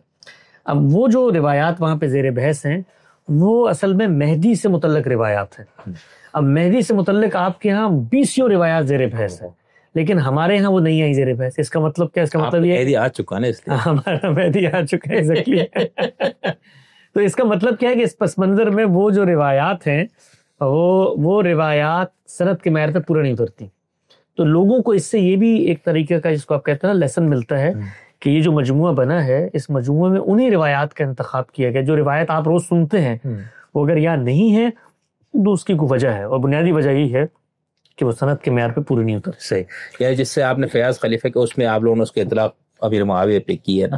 تو اس کا مطلب یہ ہے کہ جو ہمارے ہاں تصور تھا مہدی ایک نجات دہندہ کا آنا، سنیوں کے ہاں پیدا ہونے، اہل تشیع کے ہاں، اثنا عشریوں کے ہاں وہ غیبت کبریٰ میں، تو وہ پورا تصور مسلمانوں میں یوں بنا ہوا ہے نا کہ آخری. تو آپ لوگوں کی تحقیق کے مطابق ان حدیثوں کا جو اطلاق آپ لوگوں نے کیا وہ امیر معاویہ پہ کیا. جی وہ روایتیں جب آپ پڑھتے ہیں اس باب کی روایتیں کبھی آپ کو زیر بحث لا کے آپ اس کو پڑھیں تو خود روایتوں میں تصریح ہے. رسول اللہ نے بتایا ہے کہ جس شخصیت کا میں ذکر کر رہا ہوں اس کے دور کی تصویر کیا ہوگی اور وہ آئے گا کب، وہ صحابہ کرام کے متصل دور کے بعد آئے گا. تو اس میں پھر ہمارے استاد نے اطلاقات بھی کی ہیں اور غالباً کہہ کے اس چیز کو بیان بھی کیا ہے. صحیح. کہ چونکہ وہاں لفظ کی چونکہ اسم کی صراحت نہیں ہے، لیکن اور بہت سارے قرائن شواہد مل چکے ہیں جس اس کا اطلاق سیدنا امیر معاویہ رضی اللہ عنہ. تو اسی باب میں جو ہمارے یہاں حدیث آتی ہے کہ پوری دنیا پہ اسلام کا غلبہ ہوگا، یہ جزیہ اٹھا دیا جائے گا، اور یہ جو بہت ساری پیش گوئی جس کے اندر خاص وہ غلبہ دین کو عالمی سطح پہ بیان کیا جاتا ہے، اور پوری دنیا میں ایک عادلانہ حکومت کا قیام، اور 40 سال پتہ نہیں کتنا. تو آپ لوگوں کی تحقیق ان میں سے کوئی حدیث ثابت نہیں ہے. یہ 2 الگ الگ موضوعات ہیں، بہت ساری چیزیں خلط ملط بھی ہوئی ہیں. ایک تو نزول مسیح سے متعلق روایات کے پس منظر میں مہدی کی روایات زیر بحث آتی ہیں، وہ وہاں پر زیر بحث ہیں، اور وہ بھی ہمارا والا ہے. ہاں وہ ان واقعات کو وہاں بتایا گیا ہے. ان میں بھی جو صحیح روایات ہیں ان کی ہم نے وہاں پہ توجیہ کی ہے، اور ان کو قبول کر کے خود میزان کے اندر عامر صاحب نے بہت سارے ایسے ابواب ہیں جو قرآن مجید کی روشنی میں حل نہیں ہوتے تھے. مثال طور پہ یہ جو نزول مسیح کا پورا تصور ہے، اس پر جو ان کے قرآن کی روشنی میں ترددات ہیں اس کو محل نظر قرار دیا تھا، وہاں پہ محل تدبر قرار دیا تھا. تو جب روایتوں پہ کام کیا تو خود روایتوں کے مطالعے سے بہت ساری چیزوں کی صراحت ہو گئی. تو وہ چیزیں جو وہاں پر محل تدبر تھیں ان کو یہاں پر پھر متعلق کر کے ایک جگہ پر ہم نے اپنے فہم کی روشنی میں رکھا ہے. مثال طور پر نزول مسیح کی جو روایات ہیں یہ خود آپ اس کو پڑھیں گے تو خود صراحت ہو گئی ہے روایات میں. بلکہ یہ ایک ایسا مجھے لگتا ہے کہ کام ہے کہ غامدی صاحب نے جس وقت اس کو محل تدبر اور علم کا جو پس منظر ہوتا ہے، طالب علم جو ہوتا ہے وہ کس طرح چیزوں کو دیکھتا ہے. مثلا ہم نے جس وقت میزان کا مطالعہ کیا اور ہم غامدی صاحب سے بہت اس پہ بحث کرتے تھے کہ جب ایک چیز قرآن مجید کے مطابق نہیں ہے تو پھر وہ اس کو تو رد ہونا چاہیے نا، اس پر آپ اس پر توقف کیوں کرتے ہیں. یعنی جو غامدی صاحب کا رویہ وہ توقف کا رویہ تھا. اگر آپ میزان میں دیکھیں نا، انہوں نے یہ نہیں کہا کہ نعوذ باللہ من ذالک کہ سب روایتیں گڑی ہوئی ہیں، یہ سب جعلی روایتیں ہیں، یہ سب روایتیں لوگوں نے بنا لی. اس طرح کا کوئی تبصرہ نہیں ہے جیسے قرآنیون کا دعویٰ ہے. جی ہاں، جس طرح ہمارے عام طور پر روایتوں کو اٹھا کے، تو وہ ایک علمی جو پس منظر رکھنے والا سچا طالب علم ہوتا ہے، اس نے اپنے اضطراب کا اظہار کیا اور غام صاحب ہمیشہ یہ فرماتے تھے جب بھی ہماری اس پہ بحث ہوتی تھی، 10-15 سال اس موضوع پہ ان سے تبادلہ خیال رہا کہ بھئی پھر یہ روایتیں کہاں سے آ گئیں؟ اگر یہ قرآن مجید کے خلاف ہیں تو اللہ کے پیغمبر تو قرآن کے خلاف کر نہیں سکتے تھے. تو ان کا ایک اعتماد میں نے ہمیشہ دیکھا اور کہ یہ یعنی یہ ان کا ایک فیلنگ تھی، گٹ فیلنگ تھی. کبھی کبھی ایک انسان، ایک بڑا سائنسدان دیکھیں وہ کیا کرتا ہے، کچھ ڈاٹس کنیکٹ کرتا ہے، تو وہ واقعات کی ترتیب سے یہ اخذ کرتے تھے کہ غالباً یہ شاید رسالت پاک صلی اللہ علیہ وسلم کا کوئی رویا ہے جو اس طریقے سے رپورٹ ہو گیا جس کو لوگوں نے ایک حصی واقعے کے طور پہ نقل کر دیا ہے. تو اس پر ہمارے یہاں بڑی تحقیق بھی ہوئی. ہمارے ڈاکٹر شہزاد سلیم صاحب نے 2-2.5 سال صرف اسی نزول مسیح کی روایات پر تحقیق کی، اور بھی ہمارے ساتھیوں نے کی. تو میرے ذہن میں یہ ایک چیز ہمیشہ سے موجود تھی کہ ہمارے استاد اگر اس کو اس زاویے سے دیکھ رہے ہیں تو کوئی نہ کوئی یقیناً کوئی پہلو ہوگا. تو میں نے اس پر تحقیق کو روکا نہیں، اگرچہ یہ روایت ہمارے یہاں ایک جگہ پر جا چکی تھی کہ کوئی قرینہ نہیں ملتا اس کا کہ یہ کوئی خواب بھی ہو سکتا ہے، یعنی روایتوں میں زیر بحث ہی نہیں ہے. تو میں نے اس کے اندر ایک باب ہے رسالت پاک صلی اللہ علیہ وسلم کے خواب، ویسے وہ بڑا منفرد باب ہے، آپ نے پہلے کبھی اس باب کو دیکھا نہیں ہوگا کہ اللہ کے پیغمبر نے جتنے خواب دیکھے ہم نے اس کو کمپائل کیا ہے، اور ان خوابوں کی تعبیرات پھر اپنے زاویے سے اپنے فہم سے غامدی صاحب نے کی ہے. بڑے دلچسپ اس میں خواب ہیں، صحابہ کے بارے میں خواب ہیں اور زندگی کے بارے میں خواب ہیں، اور بہت سارے خود خوابوں کی تعبیر کیسے ہوتی ہے اس پر رسالت پاک صلی اللہ علیہ وسلم کا کیا اس پر، تو بہت خواب ہم نے جمع کیے. تو مجھے ہمیشہ یہ تھا، تو میں خوابوں کے اوپر تحقیق کر رہا تھا، تو وہاں پر مجھے یہ روایت ملی جس میں نزول مسیح کا ذکر خواب کے پس منظر میں تھا. تو آپ اگر اس روایت کو دیکھیں، یہاں پر وہ اس کتاب میں بھی آ گئی ہے کہ یہ اصل میں رسالت پاک صلی اللہ علیہ وسلم کا ایک رویا ہے، اور اس رویا میں آپ کی کئی پیغمبروں سے ملاقات ہوئی ہے، اس میں سیدنا مسیح سے ملاقات ہوئی ہے، اور اس میں گفتگو ہوئی ہے سیدنا مسیح سے اس بارے میں. تو وہاں پر خواب میں آپ نے ذکر کیا ہے کہ یہ قیامت کی علامات ہیں، اور پھر اس کو غامدی صاحب نے وہ خواب چونکہ محتاج تعبیر ہوتا ہے، محتاج تعویل ہوتا ہے، اس کی پھر درست تشریح کر کے خود سیدنا مسیح کا جو اسلوب ہے یہ بات کرنے کا کہ قیامت کے قریب ابن مریم لوٹے گا یا نزول مسیح ہوگا، یہ تعبیرات خود بائبل میں موجود ہے، سیدنا مسیح نے اپنے بارے میں استعمال کی ہے. اور پھر انہوں نے اس میں بتایا ہے کہ جو رسول ہوتا ہے اس کے 2 پہلو ہوتے ہیں، ایک اتمام ہدایت ہوتا ہے، ایک اتمام حجت ہوتا ہے. تو اتمام حجت سیدنا مسیح کے دور میں انہوں نے کیا، اور پھر ان کی پیشن گوئی تھی کہ بچہ جوان نہیں ہوگا ابن مریم لوٹے گا. وہ پھر لوٹا اس عذاب کی صورت میں، اس کو قرآن مجید نے کہا کہ ان پر اپنے شدید بندے مسلط کر دیے، تیتس رومی نے ان پر حملہ کیا. تو دوسرا پہلو تھا اتمام ہدایت کا. تو سیدنا مسیح کی جو ہدایت ہے اس کے اندر مسیحیت نے کرپشن پیدا کر لی، وہ تسلیس کا عقیدہ ہو، نسخ شریعت کا عقیدہ ہو، وہ کفارے کا عقیدہ ہو، تو کوئی مصلح پیدا ہوگا جو سیدنا مسیح کی اسی تعبیر کے مطابق اس دین کو زندہ کرے گا. تو اس میں ایک ایک چیز کی پھر وہاں پر توجیہ کی ہے. یہ ظاہری بات ہے کہ انسانی کام ہے، تعبیر کا اس سے اختلاف ہو سکتا ہے، لیکن یہ چیز کہ یہ اتنی بڑی روایات اتنے صحابہ سے، آپ اگر دیکھیں نا، خود مولانا مودودی نے تفہیم میں وہ جمع کر دی ہیں، یعنی بے تحاشا صحابہ نے اس کو نقل کیا. تو علم اور عقل بھی نہیں مانتے کہ ایسا نہیں ہے کہ کوئی ایک غریب روایت ہے بالکل جو کہیں پر کسی نے بیٹھ کے لکھی اور ہماری کتابوں میں آ گئی. ایسا معاملہ نہیں ہے نزول مسیح کی روایات کا، اور یہی چیز اس کو قابل تحقیق بھی بناتی تھی. تو جب اس روایت پر غور کیا اس زاویے سے، تو اللہ تعالیٰ نے وہ روایت بھی دریافت کر دی کہ جس کے اندر وہ، یعنی اس میں صراحت ہے الفاظ کی، کہ یعنی اس میں کوئی ایسا استنباط نہیں ہے ہمارا. وہ آپ روایت اگر علامات قیامت میں دیکھیں گے تو وہ صراحت ہے اس کے اندر کہ رسالت پاک صلی اللہ علیہ وسلم کا خواب ہے، خواب میں ملاقات ہو رہی ہے. پھر ہوتا کیا ہے ہمارے یہاں، اور یہ پھر بہت جگہوں پر ہمارے پاس خود کام کرنے کے دوران اس کے اتنے شواہد مجھے ملے. میں بطور طالب علم کے آپ سے عرض کر رہا ہوں کہ جو راوی حضرات ہیں وہ ایک واقعے کے اندر سے کیسے ایک میسج کو لیں گے اور اس کو اس کے پس منظر سے انڈیپینڈنٹ کر دیں گے، یا مماثل واقعے کے اندر اس کو داخل کر دیں گے. یعنی بے تحاشا اس کے نظائر ہیں. آپ رب الفضل کی روایات میں اگر دیکھیں، اس کو تو ہم نے اوپر نیچے رکھ کر دکھا دیا ہے کہ وہ 2 روایات ہیں، یہاں کی بات راوی نے اٹھا کے یہاں ڈال دی، یہاں کی بات یہاں ڈال دی. اسی طریقے سے آپ یہ دیکھیے کہ اسراء و معراج کی جو روایات ہیں اس میں سدرہ کا واقعہ الگ ہے، اس کے اندر جو کعبہ قوسین والا ہے وہ الگ ہے، اس کے اندر جو مشاہدہ ہوا وہ الگ ہے، اس کے اندر غار حرا اور پہلی وحی والا واقعہ بالکل الگ ہے. یعنی وہ چاروں واقعات کو راویوں نے ملا دیا ہے، اور پھر جب ہم نے ان چاروں واقعات کو الگ الگ کر کے بیان کیا ہے تو وہ بالکل واضح کے سامنے آگے ہیں. یعنی اس میں 2 واقعات کی بنیاد خود قرآن مجید کے اندر موجود ہے. یہ جو واقعات بیان ہوئے ہیں خود اس کا پس منظر کیا ہے. پھر جب آپ اس زاویے سے دیکھتے ہیں تو آپ کو تائیدی شواہد بھی ملنا شروع ہو جاتے ہیں. اس طرح سے واقعہ ہوئی نہیں، پہلی وحی کا واقعہ ہے، وہ روایت بھی اس کے اندر آپ دیکھ سکتے ہیں جو ہمارے عام طور پہ زیر بحث آتی ہے، وہ واقعہ اس طریقے سے ہے ہی نہیں. خود یہ چیز کہ رسالت پاک صلی اللہ علیہ وسلم پر جو پہلی وحی نازل ہوئی وہ جو ہے وہ ہمارا سورہ اقرا کے بارے میں کہا جاتا نا کہ وہی یہ پہلی وحی اقرا بسم ربک الذی خلق جو ہے.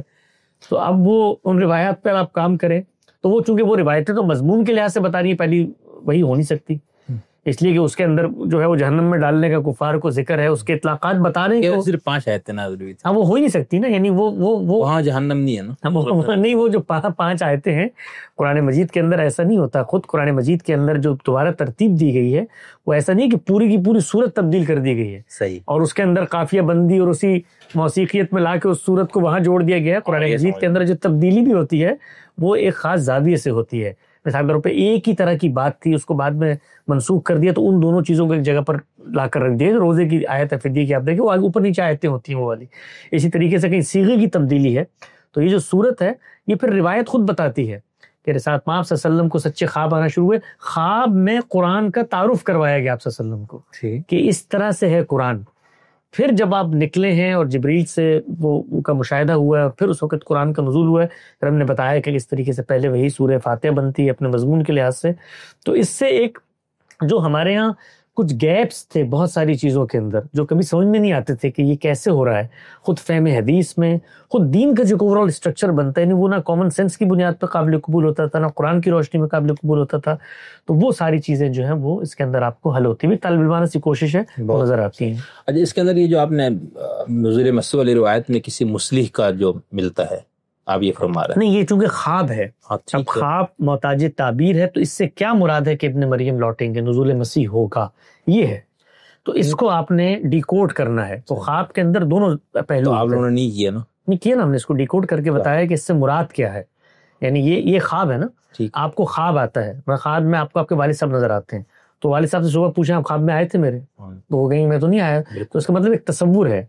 تو ایک تمثیل ہوتی ہے خواب کے اندر جس کو بیان کیا جاتا ہے، پھر وہ خواب میں بتایا جاتا ہے، اس کے قرائن اور شواہد ہوتے ہیں کہ خواب میں کیا چیز ہے جو ممثل کر کے دکھائی گئی ہے. مطلب خواب میں دونوں پہلو ہوتے ہیں، ایک تصویر ممثل کر کے دکھائی جا رہی ہوتی ہے اور اس کے حقیقی کریکٹر زیر بحث آ جاتے ہیں. مثلا سیدنا یوسف کو آپ خواب دیکھیں، انہوں نے نانپوس کو دیکھا، نانپوس اصلی ہے جو خارج میں پایا جاتا ہے، لیکن سر پہ جو روٹی کھانے والی چیز ہے وہ تمثیل ہے.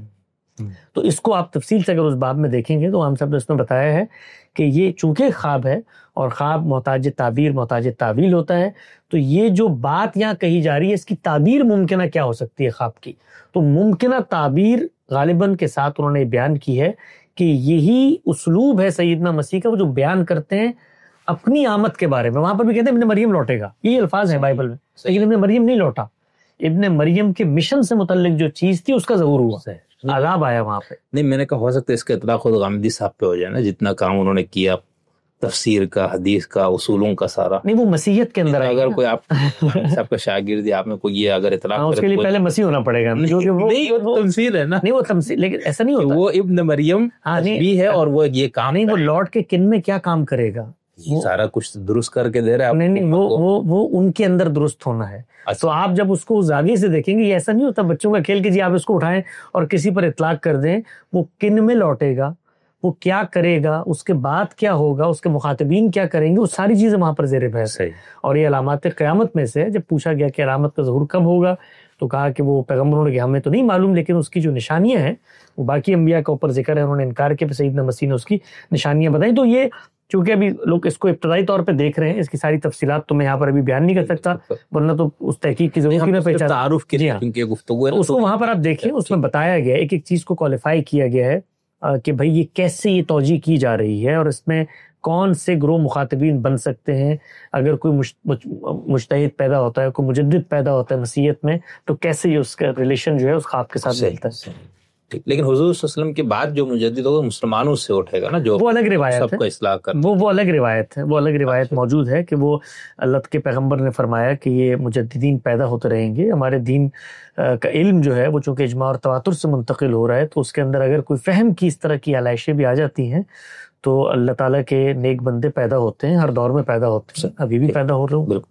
اچھا ایک اور چیز ہے نا، اب یہ آپ لوگوں نے کام ماشاءاللہ کیا اور اس پہ اس کا مطلب یہ بھی ہو گیا نا کہ آپ لوگوں کا جو اپنا مکتبہ فکر ہے، ٹھیک ہے نا، تو آپ لوگوں نے یہ کیا کہ اپنے مکتبہ فکر کے مطابق آپ نے ساری حدیثوں کو اپنے طرف اپنے اس کے مطابق تشریح کی، امت کے اندر 1400 سال سے جو اس کا فہم اور جو اس سے استنباط اور استدلال سب چلا رہا تھا وہ سب دریا برد ہو گیا. دو چیزیں ہیں یہ عام طور پہ، یہ جو ہے جس طرح ہمارے جو ہے نا روایتی جذباتی مذہبی لوگ ہیں اس طرح کی بات کرتے ہیں، میرا خیال ہے ایسا نہیں ہے. یعنی روایتوں کا جو فہم ہم نے یہاں پر نقل کیا ہے اس میں بیشتر چیزوں میں وہی بات ہے جو دنیا بھر کے علماء بیان کر رہے ہیں، جنت جہنم کے جو معیارات ہیں. البتہ یہ ضرور ہے کہ اس کو آپ پریزنٹ کیسے کرتے ہیں، اس کا قرآن مجید سے ریلیشن کیسے دریافت کرتے ہیں. یعنی مثال دیتا ہوں میں آپ کو نا، ابھی مثال کے طور پہ جنت کے اعمال میں بہت ساری روایات ہیں، جہنم کے اعمال میں بہت ساری روایت ہیں. اب یہ روایت ہے وہاں پر کہ بھئی ایک شراب پینے والے کی توبہ اللہ 40 دن تک قبول نہیں کرتا. تو اب یہ اگر آپ اس کو انڈیپینڈنٹ کر کے دیکھیں تو بس یہ ایک رسول اللہ کی روایت آ گئی کہ انہوں نے فرمایا کہ ایک اطلاقی سی بات ہے کہ 40 دن تک یہ نہیں ہوگا.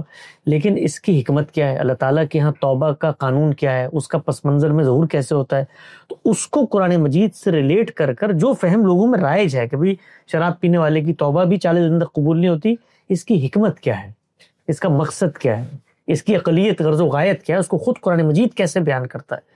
تو پھر اس کو ہم ریلیٹ کر کے وہاں بتاتے ہیں. سورہ توبہ میں بیان ہوا ہے جس وقت توبہ کی گئی ہے تو اللہ نے سیر اللہ اعمالہم، دیکھے گا اللہ تعالیٰ کہ آگے یہ لوگ کیا کرتے ہیں. وہ رسول ہوگی، ہاں، تو اس پس منظر میں رسول بھی دیکھے گا وہاں پہ. اس پس منظر وہاں رسول وہاں کیا مراد ہے، خود ایک تفسیر کا بڑا معمہ ہے، اس کو آپ اگر البیان پہ کھول کے دیکھیں تو معلوم ہوگا آپ کو. تو اینی ویز، تو اس پس منظر میں حکمتیں بیان ہوئی ہیں، قرآن مجید سے اس کا ریلیشن بیان ہوا ہے. تو ایسا نہیں ہے کہ یہ جو حدیث کا نہیں، مثال کے تو آپ دیکھنا، ہم یہ واف اللحا والی مثال ہے یا کتوں کے گھروں میں رکھنے والی مثال ہے، اس پہ تو ہمارے یہاں فقہا کے لحاظ سے امام ابو حنیفہ جیسے اتنا بڑا قانونی دماغ جو حضور سے بالکل قریب کے، تو ان کے ہاں ان کو یہ سارا کچھ نہیں مل رہا. یا امام مالک کے ہمیں کتا رکھنا جائز ہے، باقی کسی امام کے ہاں نہیں ہے. تو یہ کیوں ہوا؟ دیکھیے، یہ نہیں ہے کہ ان کو اس طریقے سے مل نہیں رہی چیزیں. ایک تو یہ ہے کہ روایتیں جس طریقے سے پہنچی ہیں اس نے اپنے نظام فکر کی رعایت سے ان سے استنباط احکام کیا ہے. مثال آپ لوگوں نے بھی یہی کیا، ہم نے بھی یہی کیا، بالکل ایسے ہی کیا. مثال کے طور پہ آپ دیکھیں نا، یہ غلط بات نہیں، بالکل غلط بات نہیں. تو جو آپ کا اصولی نظام فکر بنے گا آپ اسی زاویے سے تو اس کا اطلاق کریں گے نا اس کارپس کے اوپر. مثال دیتا ہوں نا میں آپ کو، اگر آپ نے یہ طے کر لیا ہے زبان و بیان کی روح سے، اگر آپ نے یہ طے کر لیا ہے کہ امر وجوب کے لیے آتا ہے، ٹھیک ہے نا، تو اب آپ کو جہاں پر امر ملے گا آپ اس کو وجوب کے لیے لیں گے. اللہ یہ کہ قرینہ کو یہ ہو کہ وجوب، اللہ یہ کہ قرینہ وہ تو الگ بات ہے نا، لیکن آپ نے اصلاً امر وجوب کے لیے کر دیا. تو ہم اسی بات سے اتفاق نہیں کرتے اصلاً امر وجوب کے لیے آتا ہے. یہ خود بات زبان و بیان سے کیسے واضح ہوئی؟ بھائی امر کس لیے آتا ہے یہ طے کرنا ہے کلام میں، لفظ کچھ نہیں ہے اپنے الگ سے. صحیح. تو اب ہمارا اور روایتی میتھڈالوجی کے ڈسکورس میں فرق آ گیا. آپ کے یہاں لفظ اصل ہے تو لفظ کی آپ فیصلہ دے رہے ہیں اس کے استعمالات سے. پھر لفظ کا استعمال یہ ہوتا ہے اس کی دلالت کے اعتبار سے 4 قسمیں، اس کی معنی کے لحاظ سے، اس کے ظہور و خفا کے لحاظ سے. اب ہم اس کو کیسے دیکھتے ہیں؟ نہیں، لفظ تو کلام میں آ کر اپنا مدعا بیان کرتے، لہٰذا ہم لفظ کو انڈیپینڈنٹلی دیکھتے نہیں. کلام میں آئے گا تو پھر وہ بتائے گا کہ بھئی وہ کس پہلو سے زیر بحث ہے. تو ہمیں یہ طے کرنے کی ضرورت کیا ہے؟ ہمارے نظام فکر میں یہ طے نہیں ہوگا کہ امر وجوب کے لیے آتا ہے. وہ لفظ خود بتائے گا کہ قرینہ کیا بتا رہا ہے، کس لیے آتا ہے. آپ کیسے طے کر رہے ہیں کہ امر جو ہے اصل وجوب کے لیے آتا ہے؟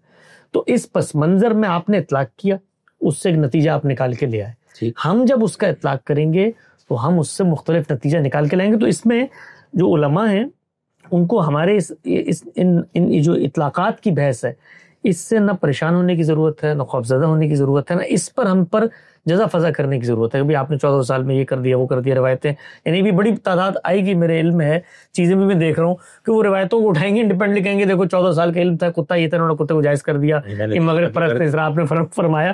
تو ان سے میری درخواست یہ ہے کہ یہ کام تو ہم کریں گے، یہ اس پہ کیا ہے، تاریخ پہ بھی کریں گے اور بھی چیزوں پہ.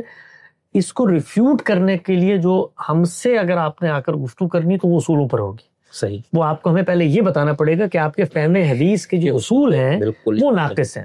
اس میں زبان و بیان کی اہمیت نہیں ہے، اس میں احادیث باب کی اہمیت نہیں ہے، اس کے اندر قرآن کی روشنی میں اس کو دیکھنے کی اہمیت نہیں ہے. تو ہمارا ایک پورا کا پورا اس کو آپ کہتے ہیں نا پیکج ہے روایت کو دیکھنے کا. صحیح ہے. اس میں کوئی بھی چیز انڈیپینڈنٹ نہیں ہو سکتی. اور یہ جتنی روایتیں ہیں یہ اطلاقی ہیں، اپلائیڈ ہیں. رسول اللہ صلی اللہ علیہ وسلم کسی موقع پر ہی بات کر رہے ہیں تو لازماً ہم نے موقع محل دریافت کرنا ہے. اور پھر کچھ چیزیں تو ہمارے اور روایتی علم کے درمیان متفق علیہ ہیں، اس پہ اطلاق کا اختلاف ہے. ٹھیک.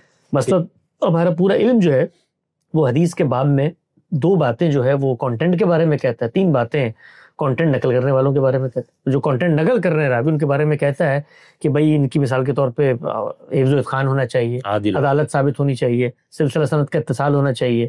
اس طرح سے جو متن آ رہا ہے کانٹینٹ وہ علم و عقل کے مسلمات کے خلاف نہ ہو, وہ قرآن کے واضح احکامات کے اصول کے خلاف نہ ہو. تو یہ سب چیزوں سامنے ہیں. تو اب یہ ہم بھی ان کو مانتے ہیں اور ہم نے انہی کا اطلاق کیا ہے جس کو ہمارے ائمہ جرح و تعدیل نے, کیونکہ اس میں وجہ یہ ہے کہ ایک بڑا حصہ جو ہماری روایت میں نقل کیا, میں اس کو بیان بھی کرتا ہوں کہ اس پہلو سے ہم روایت کے اندر کھڑے ہوئے ہیں. یعنی یہ خود روایت پرست لوگوں کو سمجھنا چاہیے کہ روایت کے دو پہلو ہوتے ہیں. ایک وہ ہے کہ روایت نے جو ٹولز علم کے پیدا کیے ہیں جن کے ذریعے سے آپ ایکسیس کرتے ہیں, اس میں تو ہم سر منہ انحراف نہیں کرتے. ان ٹولز میں ان کا اطلاق ہے جہاں پر اختلاف ہوتا ہے. اور پھر دوسری چیز کیا ہے, اس اطلاق سے ایک فہم بنتا ہے, اس کو ہم اصل روایت بھی نہیں کہتے. وہ فہم روایت نہیں ہے, روایت وہ میتھڈولوجی ہے مثال کے طور پہ حدیث کو دیکھنے کی. تو اس میں ایک حصہ جو ہے اس میں تو ہم آج سے کچھ کر نہیں سکتے اس لیے کہ وہ بندوں کی پروفائلنگ کا ہے. اس میں تو مجھے جو کچھ کرنا ہے وہ اپنے ماضی کا جو ارکائیو ہے, جو علم ہے, اس پر اعتماد کرنا ہے, اسی میں سے دیکھنا ہے. ساری اس میں جو بحثیں ہم کر رہے ہیں وہ کوئی نئی بحث نہیں کر رہے, وہ آپس میں وہ لوگ بھی کر رہے ہیں. ایسا ہی اب بہت ساری اس میں روایتیں ہیں جن پر بالعموم لوگ کہتے ہیں کہ یہ یعنی سند کے لحاظ سے قابل قبول نہیں ہے ہمارے روایتی حلقوں کے اندر, لیکن ہمارے یہاں وہ قابل قبول ہے. یعنی ہمارے کینوس کے اندر جب وہ بیٹھ جاتی ہیں تو درایت کی جہاں پر کچھ گیپس کی بحث ہو رہی ہوتی ہے, وہ قرآن کی روشنی میں جب آپ اس کو دیکھتے ہیں تو وہ درایت کی بحث حل ہو جاتی ہے. تو ہمارا جو پورا کا پورا تصور ہے اس میں بہت ساری ایسی روایتیں ہیں. تو یہ اطلاق کا اختلاف ہے. اس میں یہ جزا فضا کرنے کی کتے یہ کر دیے, موسیقی جائز کر دی. اب موسیقی کی روایتیں اس کے اندر اس کتاب میں, یعنی اس میں ہم نے گھر پہ بیٹھ کے کچھ نہیں بنایا. خود رسالت مآب صلی اللہ علیہ وسلم کی نسبت سے جو چیزیں زیر بحث ہیں ان کو سامنے رکھ دیا ہے پوری کی پوری. اس میں ایسی دلچسپ چیزیں ہیں کہ آپ حیران ہوں گے کہ اللہ کے پیغمبر خود موسیقی کے بارے میں تبصرے کیا کر رہے ہیں. یعنی کیا بتا رہے ہیں کہ کس طریقے سے اس نے مجھے ایک بڑی آفت سے, بڑے گناہ سے کیسے بچا لیا. خود کیسے وہ تلقین کر رہے ہیں مدینے کے اندر جب شادیاں ہو رہی ہیں وہاں پر لونڈیوں کو بھیجنے کے حوالے سے کہ بھی موسیقی کی کوئی, تو وہ ساری تصویر, اس میں کوئی بھی چیز اس کام کے اندر غامدی صاحب کی کوئی انشا پردازی نہیں ہے, ان کا کوئی فہم نہیں ہے. ذخیرہ روایت کے اندر جو مواد موجود ہے صحیح سند کے ساتھ اس کو پریزنٹ کیا گیا ہے قرآن مجید کی روشنی میں. اس کو سامنے رکھ کر آپ کو دوسری توجیہ کرنا چاہتے ہیں, سو بسم اللہ, آپ ضرور اس کی توجیہ کریں. یعنی ہمارے بہت ساری چیزوں کی توجیہ ہوتی ہے. بالکل ہمارے جو اہل حدیث حضرات ہیں انہوں نے چونکہ منہاج, دیکھیں دو منہاج ہیں. ہمارا جو اس وقت مقابلہ, جس کو آپ مقابلہ مثبت معنوں میں جو مد مقابل کھڑا ہوا, وہ سلفی منہاج.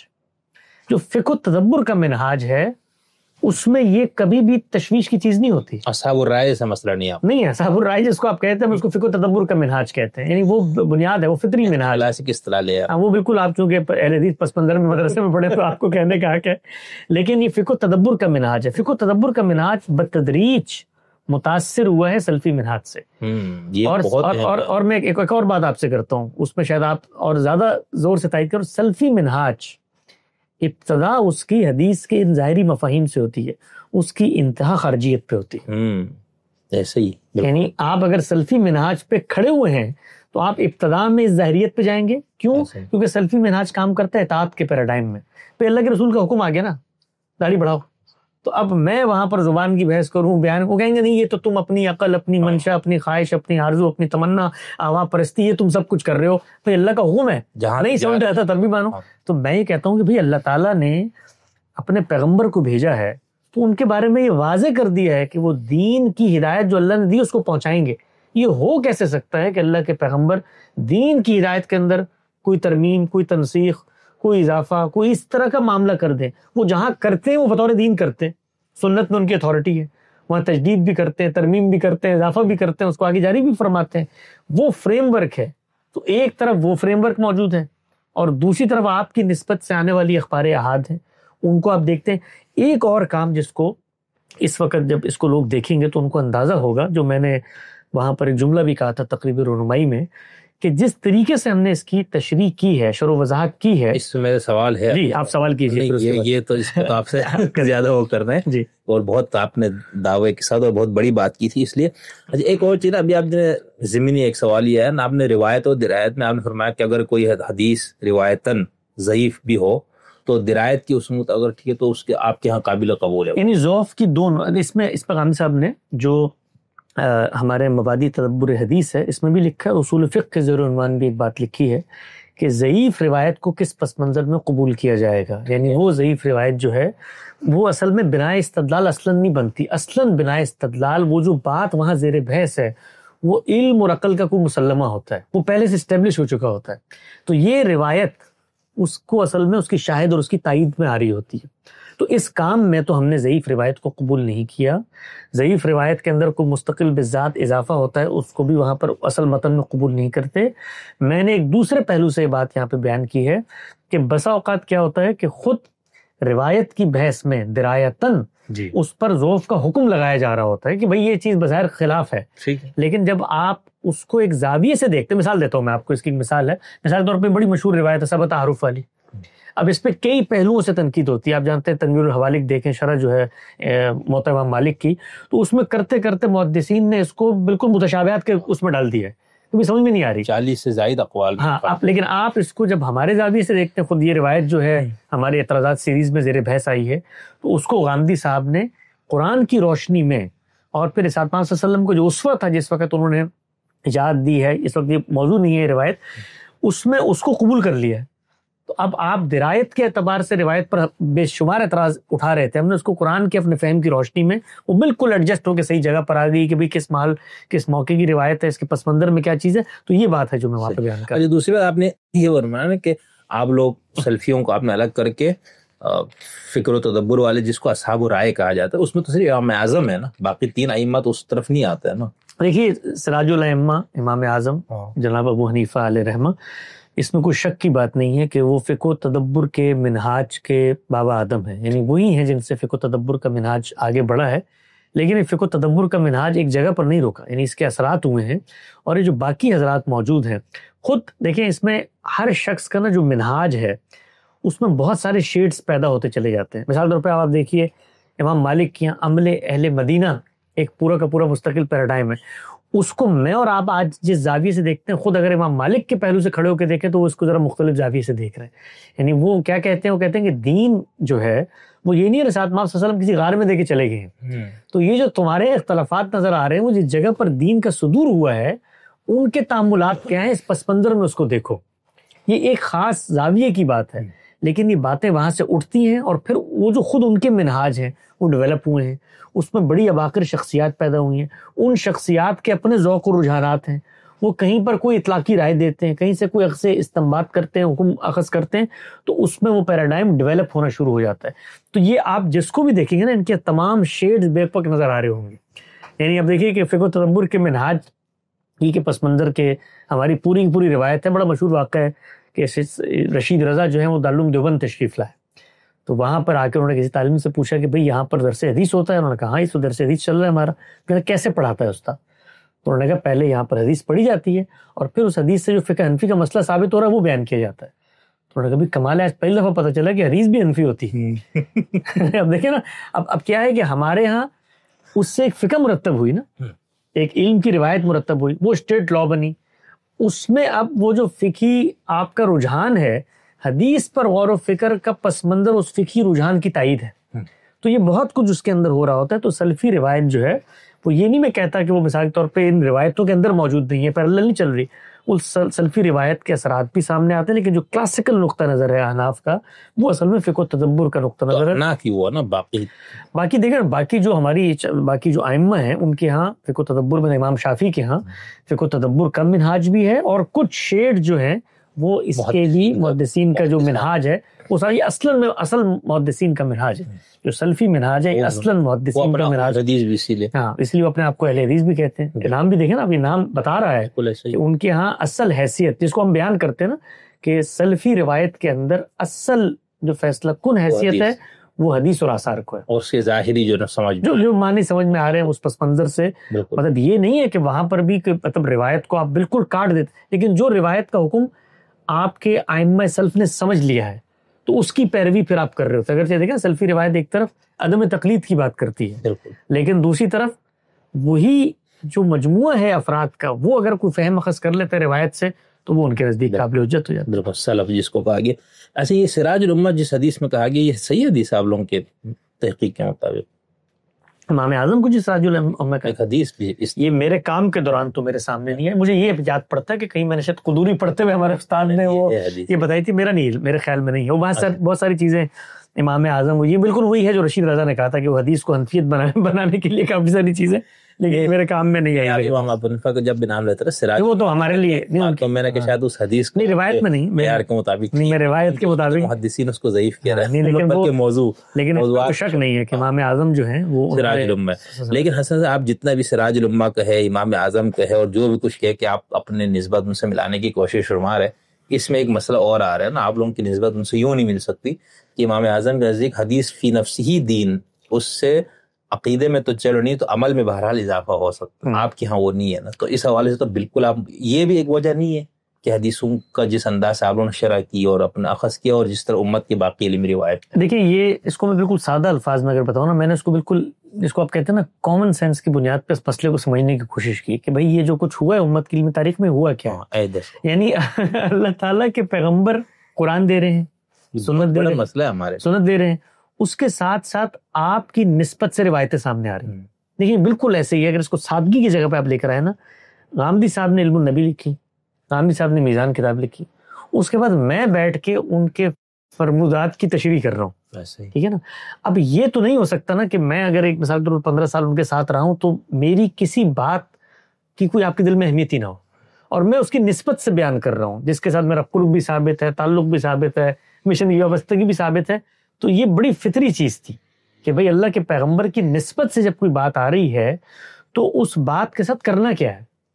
تو آپ دیکھیں نا دونوں رویے سامنے آئے صحابہ کرام کے. ہم نے حدیث کیا ہے کہ ضرور عنوان کوئی 21 گھنٹے کی گفتگو کی ہے 23 اعتراضات سیریز میں, اس میں ہم نے بتایا کہ خود رسول اللہ صلی اللہ علیہ وسلم کا اپنا رویہ کیا سامنے آیا اپنی نسبت سے جب باتیں بیان ہوتی ہیں. تو ایک زمانے تک بہت سخت رویہ ہے, آپ نے باقاعدہ طور پر لکھنے سے منع فرمایا ہے, جو لکھا ہوا اس کو تلف کرنے کی بات کی ہے. پھر ایک خاص موقع پر آپ نے اجازت دی ہے. اچھا, اس اجازت کو صحابہ اکرام نے کیسے پرسیو کیا ہے کہ یہ بھائی انفرادی نوعیت سے لوگوں کا اپنا ذوق ہے جس سے وہ یہ کام کر رہے ہیں. صلی اللہ علیہ وسلم نے کوئی مستقل بذات دین کی ہدایت اس کے اندر نہیں دی جس کو محفوظ کر کے امت تک پہنچانا ہمارا فرض منصبی ہے, جیسے انہوں نے قرآن کے معاملے میں سمجھا, جیسے انہوں نے سنت کے معاملے میں سمجھا. تو آپ سیدنا ابوبکر کا اسوہ دیکھیں, ہم نے وہ روایتیں نقل کر کے بتایا ہے کہ ان کے پاس جو مجموعے تھے انہوں نے اس کو باقاعدہ تلف کر دیا. اور کیوں تلف کیا؟ اس لیے کیا کہ ان کے سامنے رسول اللہ صلی اللہ علیہ وسلم کی وہ تنبیہ تھی کہ میری نسبت سے کوئی غلط بات بیان نہیں ہونی چاہیے. تو ایک رویہ یہ سامنے آیا. ایک دوسرا رویہ تک نہیں, اللہ کے پیغمبر کے علم کا ظہور ہے. آپ نے قرآن مجیدی کی شرح و وضاحت کی ہے, مماثل صورتحال پہ اصل علت کا اطلاق کیا ہے.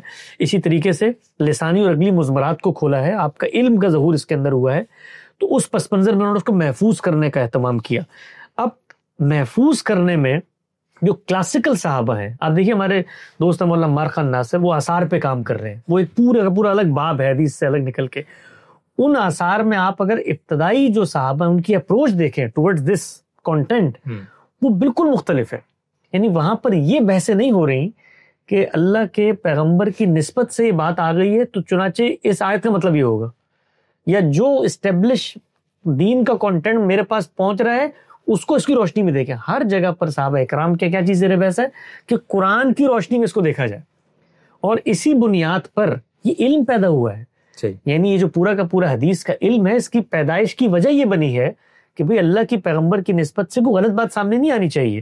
چنانچہ آپ دیکھیں سید عائشہ کو ان کے سامنے روایت پڑھی جاتی ہے, بھئی سیدنا عمر نے کہا ہے, کہتی نعوذ باللہ عمر جھوٹ نہیں بول سکتے, لیکن بات سمجھنے میں شاید ان کو غلطی ہو گئی ہے. یا ابو ہریرہ کو کئی بار انہوں نے سرزنش کی, انہوں نے تنبیہ کی کہ بھئی اس طرح بے تکلف انداز میں آپ چیزیں مت بیان کریں, بڑی سنجیدہ چیز ہے. انہوں نے کہا قرآن میں تو یہ لکھا ہے, جیسے انک لا تسمع الموتیٰ وغدیث. اس میں اور بھی بہت ساری چیزیں پیدا ہوتی ہیں. مثال کے طور پر لوگ کیا کرتے ہیں, وہ چیزیں اٹھاتے ہیں. مثلا عبداللہ بن مسعود سے کسی نے پوچھا کہ بھئی قرآن میں اس کے بارے میں, کہ قرآن میں تو پتہ نہیں, میں تمہیں رسول اللہ کا ارشاد بتاتا ہوں. اب وہاں پر یہ پیش نظر ہی نہیں ہے بیان کرنا. وہ کہتے ہیں قرآن میں یہ اطلاق زیر بحث نہیں آیا. وہ یہ کہاں اس کا انکار کر رہے ہیں کہ قرآن مجید اس چیز کو اصول کے طور پہ بیان نہیں کرتا. میں اس کا اطلاق میں نے رسول اللہ سے سمجھا تھا, میں اس کو بیان کر رہا ہوں. تو بے شمار چیزیں. پھر کیا ہوتا ہے کہ جب کوئی علم پیدا ہوتا ہے نا, تو اس علم کے ساتھ لوگوں کا تمسک, اس کے ساتھ وابستگی, اس کے ساتھ عقیدت, آپ کسی بزرگ سے پڑھتے ہیں, اس نے آپ تک حدیث پہنچا, یہ بڑا نفسیاتی سا معاملہ ہے, ہم خود اس سے گزرتے ہیں ہم اس سے کہ بھائی یہ روایت میں نے سنی تھی, اب اس روایت کی ایڈجسٹمنٹ ہونی چاہیے. تو کچھ چیزیں ایسی آئیں, بالکل ابتدا میں امام شافعی نے اس کو زیر بحث لائے ہیں, رسالہ میں اس موضوع کو زیر بحث لائے ہیں, اور وہاں پر انہوں نے بتایا ایسی پس منظر میں کہ یہ علم الخاصہ ہے, یہ نہیں ہے کہ چلتے پھرتے عام آدمی کو آپ نے اٹھا کے ذخیرہ دے دیا, یہ خواص کا علم ہے, اس لیے کہ وہ پھر مجتہد ہوگا, دین کا پورا پس منظر رکھتا ہوگا, تب وہ اس کا اطلاق کرے گا. تو بنیادی مسئلہ یہ تھا کہ بھائی جو کچھ قرآن و سنت میں ہے اس سے جب کوئی مختلف چیز سامنے آتی ہے تو رویہ کیا ہونا چاہیے, یہ بنیادی مسئلہ ہے. تو امت نے تو اس کو اس طرح لے لیا نا کہ اس کو دین میں اضافے کی تو اس کے اندر جو اصول کیا, وہ اصول ہمارے دوست مولانا عمر خان ناصری کی کتاب ہے قرآن و سنت کا باہمی تعلق, اسی موضوع پر انہوں نے پوری کتاب لکھی ہے کہ شافعی سے اس کا آغاز ہوتا ہے, اور کرتے کرتے کرتے کرتے امام حنیفہ, پھر شاطبی, پھر آخر میں شاہ اللہ, اور پھر ہمارا جو مکتبہ فکر ہے. ایک ہی مسئلہ ہے کہ خبر واحد کے اندر جس وقت قرآن مجید کو جیسے آپ نے سمجھا ہے اس سے جو نتائج نکل رہے ہیں اس سے مختلف بات سامنے آتی ہے, تو پھر ہمارے یہاں پورا کا پورا ایک پیراڈائم مرتب ہوا. یہ پیراڈائم فقہ و تدبر کے منہاج میں مرتب ہوا. اس میں امام شافعی کا الگ نقطہ نظر ہے اور امام حنیفہ کا الگ نقطہ نظر ہے, اور وہ یہ بتاتے ہیں کہ ایسا نہیں کہ قرآن کا عام ہے, اور ٹھیٹ محدثین کا بالکل الگ نقطہ نظر. تو جو حنفی ہیں ان کے ہاں اس میں تھوڑا سا فقہ و تدبر کے منہاج میں اس جو پیراڈائم تھا اس سے تھوڑا سا انحراف پیدا ہوا ہے. وہ کہتے ہیں یہ ایسی بات نہیں ہے کہ مثال کے طور پہ قرآن میں ایک بات لکھی ہوئی ہے تو اب آپ حدیث سے اس کو منسوخ کرتے ہیں, تو اس طرح کے معاملات میں تو ہم قیاس کو ترجیح دے دیں گے, ایسا نہیں ہو سکتا.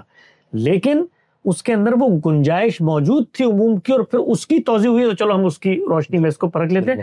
تو یہی مسئلہ ہے جو شروع سے زیر بحث ہے کہ بھی کرنا کیا ہے ان اختلافات کا. تو ہم نے جو کام کیا ہے فکر فرائی کے علماء نے, وہ یہ بتایا کہ پہلے قرآن مجید سے فہم تم مرتب کرو گے وہ ہے کیا, اس کو مرتب کر کے سمجھو گے وہ ہے کیا. میں آپ کو اس کی ایک مثال دیتا ہوں, اس سے لوگوں کو نا ہمارا پورا زاویہ سمجھنے میں مدد ملے گی. اب آپ نے قرآن مجید میں پڑھا کہ بھئی زانی مرد اور عورت بغیر کسی تخصیص کے کہ بھئی ان کو فجلدوا کل واحد منہم میں تو جلدہ یہ آیا وہ ہے. اب روایتیں سامنے آنی شروع ہوئیں تو اس کے اندر رجم کی بات آ گئی.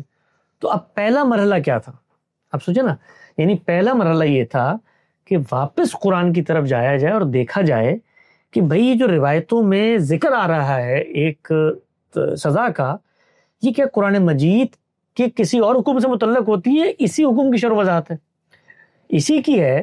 تو یہ ہو کیسے سکتا ہے کہ قرآن مجید میں جب گنجائش ہی نہیں ہے کہ زانی مرد اور عورت میں شادی شدہ غیر شادی شدہ کی تخصیص کی جائے, تو پیغمبر صلی اللہ علیہ وسلم یہ ہو کیسے سکتا ہے کہ اللہ تعالیٰ شریعت قیامت تک نازل کر رہے ہیں, وہاں پر ایک حکم بیان کر رہے ہیں, اور جو اسی سے متعلق دوسرا حکم ہے اس کو روایتوں میں بیان کر رہے ہیں, اور پھر اس کے آپس کے.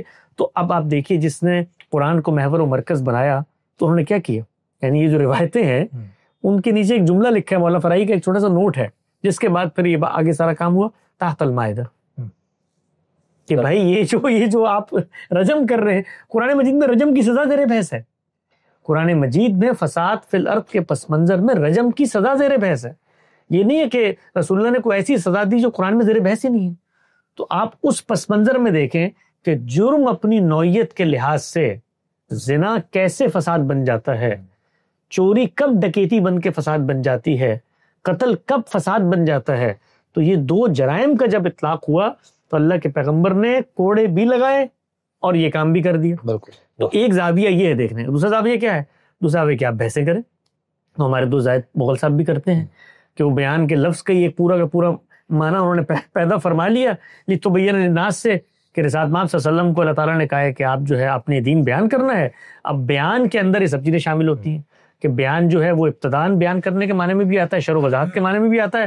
چونکہ رسول اللہ کو شرح و وضاحت کی ذمہ داری دی گئی تھی, لہذا شرح و وضاحت وہ جو بھی کریں گے وہ شرح و وضاحت ہی قرار پائے گی, اور اس شرح و وضاحت میں ترمیم تخصیص یہاں تک کہ تعمیم ہر چیز شامل ہے, نصب بھی شامل ہے. پھر اس کے لیے قرآن مجید کو اٹھا کر اس کے اندر اتنی مثالیں کہ نہیں بیان. تو ہم نے بتانے کی کوشش کی کہ بھئی یہ جو بیان کا لفظ ہے یہ ابتدان بیان کے معنی میں بھی آتا ہے, شرح و وضاحت کے معنی میں بھی آتا ہے. وہ جو وہاں پر آیا ہے کہ ما نزل الیہم کا اپنے بیان کرنا ہے, تو خود ہمارے ہاں جو تفسیر کی روایت ہے اس میں مفسرین نے ما نزل علیہم سے مراد کیا ہے, الذکر مراد ہے, عین الذکر, یا اس کا کنٹینٹ مراد ہے. اگر کنٹینٹ مراد ہے تو وہاں پر تبلیغ کا معنی ہوگا, پہنچانے کا اگر عین الذکر مراد ہے تو وہاں شرح و وضاحت ہوگی. تو آپ کے زاویے سے اگر عین الذکر مراد ہے تو شرح و وضاحت دیں تو فیصلہ کیسے ہوگا, کیا چیز مراد ہے وہاں پر. تو آپ دیکھیے اس پہ بڑی تفصیلی گفتگو کی ہے غامدی صاحب نے 23 اعتراضات سیریز میں, کہ آپ اس کو ذرا پیچھے سے تو پڑھیں, ایک آیت پیچھے سے پڑھیں, یعنی سیاق و سباق فیصلہ کرتا ہے. یا وہ ما آتاکم رسول لے آتے فخذوہ, حالانکہ اس کا پورا آپ دیکھیں اس کا سیاق و سباق کیا ہے. یعنی وہ مطالبہ کر رہے ہیں کہ فرشتے جو ہیں وہ کیوں نہیں لے کر آتے کلام کو.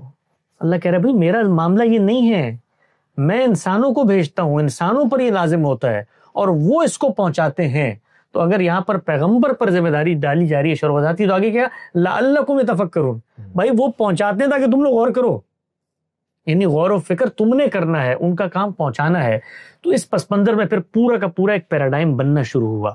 یعنی ایک جب ایک کو کہتے ہیں نا تا سریا میر اوج دیوار کچ, ایک اگر آپ کا زاویہ ٹیڑھا ہو جاتا ہے, اصل چیز کیا تھی, قرآن پر اعتماد تھا. اس موقع پر یہ کہنا تھا کہ بھئی یہ جو روایتیں آ رہی, اور ہوتا کیا تھا کہ جس وقت آپ اعتماد کا اظہار کرتے ہیں رستے کھلتے چلے جاتے ہیں.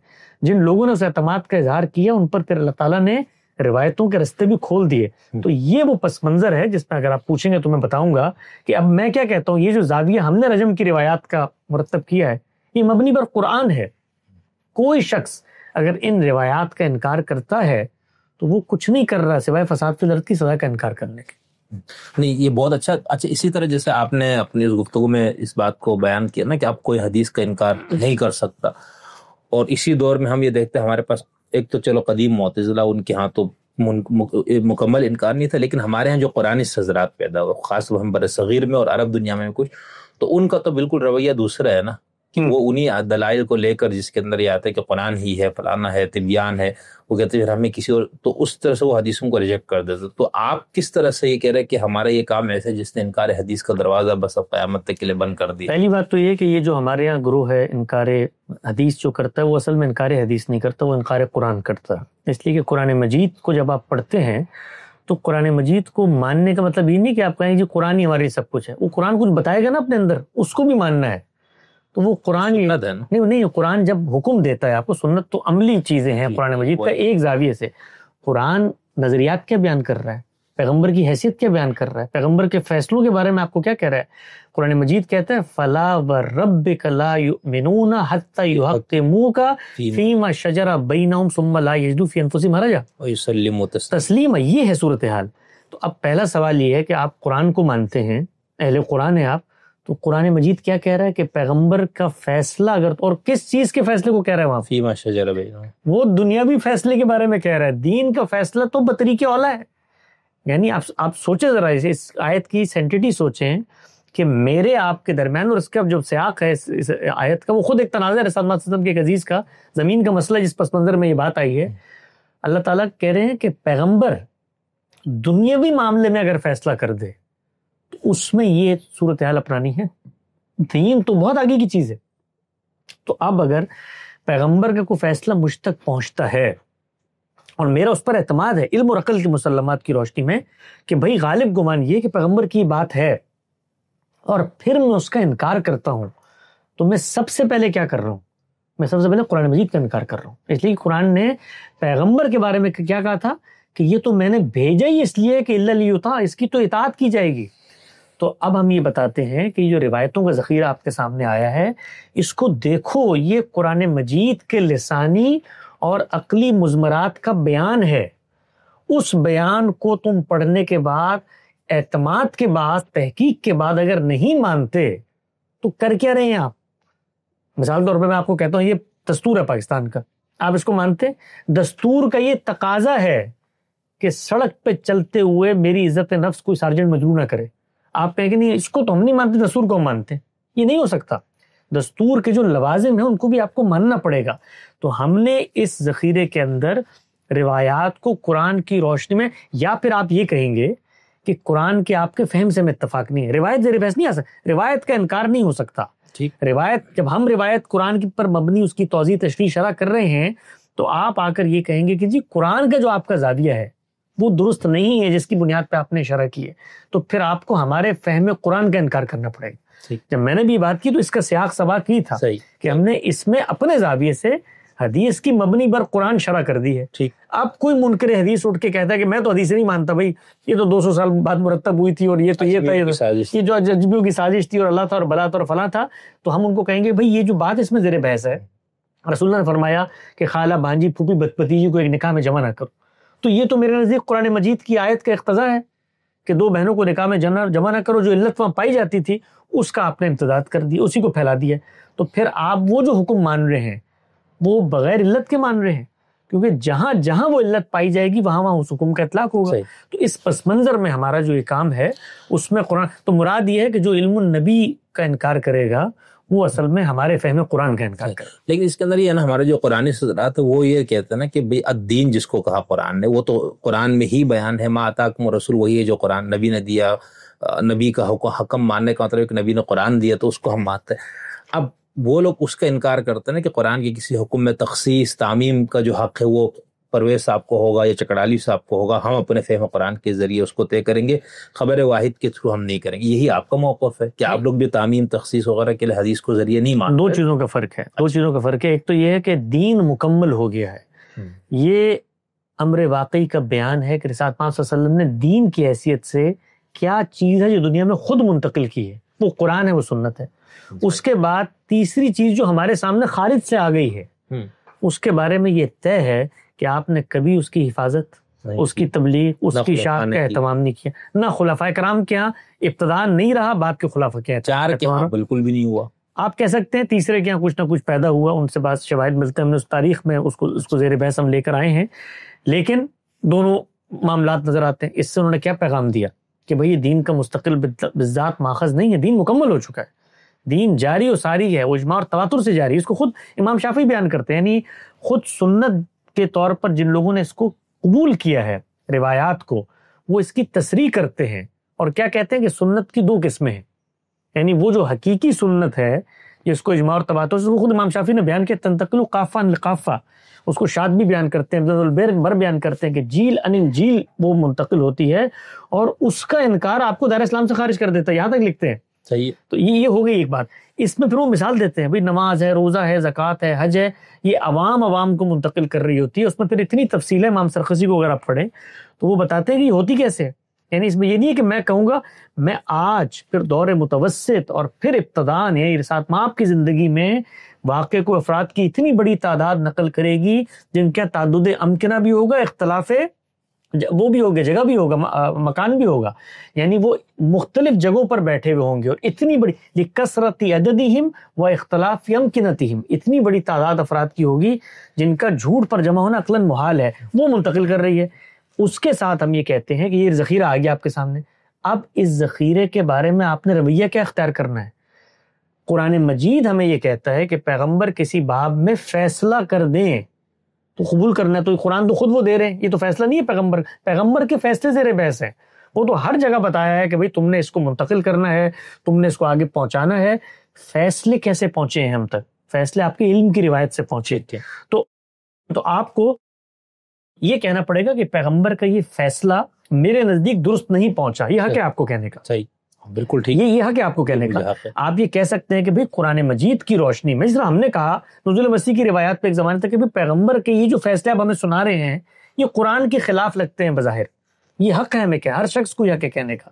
ہم یہ نہیں کہتے کہ اس کے بعد آپ مثال پہ حدیث کو دین کا مستقل اور پھر یہ بھی بتاتے ہیں کہ اصل دین الگ ہے، کوئی ترمیم تنسیخ کوئی تعمیم اس سے نہیں ہو سکتی، یہ اصل دین کی شرح و وضاحت ہے. ٹھیک. تو اس زاویے سے اگر وہ یہاں تک یہی بات کرتے ہیں تو بڑی اچھی بات ہے، وہ کوئی بھی بات کرے ہمیں کوئی فرق نہیں پڑتا.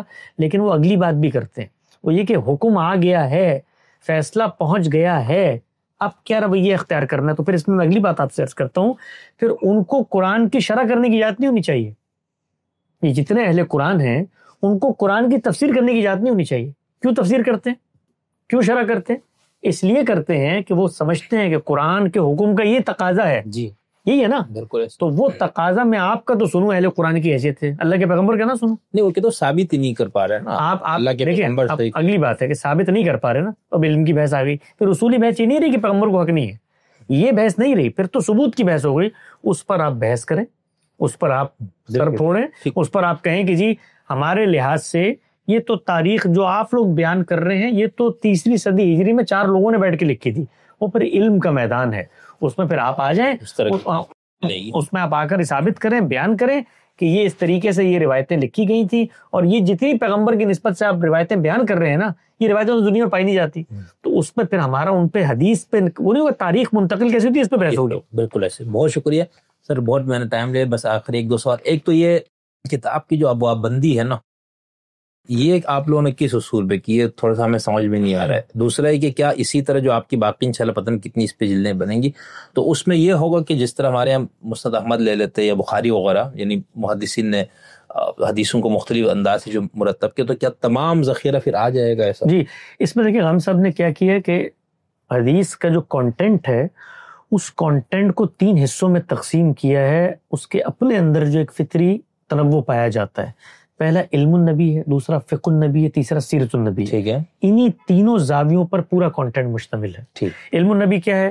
رسالت پاک صلی اللہ علیہ وسلم نے ماضی کے کوئی اخبار ہیں وہ بیان کی ہیں، مستقبل کی پیشن گوئیاں کی ہیں، یا ایمان اور اخلاق سے متعلق کوئی بات بیان کی ہے، یا قرآن مجید کے کسی حکم کی شرح کی ہے، اس کی تفسیر کی ہے، اس کے عقلی لسانی مضمرات کو کھولا ہے، یہ سب علم النبی کا موضوع ہے۔ ٹھیک۔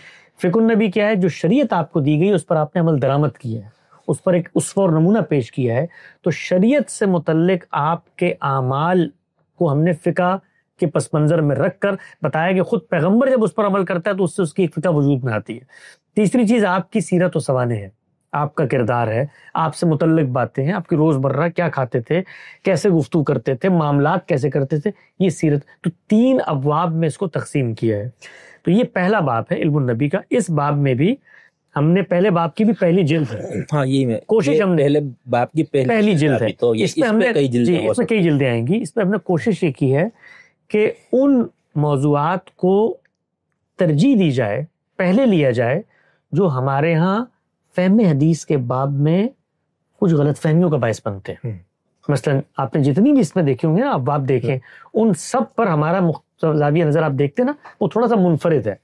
کچھ چیزیں تو بنیادی ہیں، مثلا ایمان و اخلاق کی باتیں ہیں، جنت جہنم کے اعمال ہیں، اس کے اندر بھی تفصیلات میں قرآن سے ریلیشن آتا ہے، لیکن اصل چیز کیا ہے؟ وہ پرابلمٹک چیز ہے۔ تکفیر کا ایک زیر باب اس میں زیر بحث ہے، اتمام حجت کا ایک باب ہے، اس نزول مسیح کی جو قرب قیامت کی علامات کی چیزیں ہیں، پھر عورتوں سے متعلق جو غلط فہمیاں، تو وہ چیزیں جو خود دور حاضر کے اندر بھی حدیث کی تفہیم میں اختلافات کا باعث بنتی ہے، وہ زیر بحث آئی ہیں۔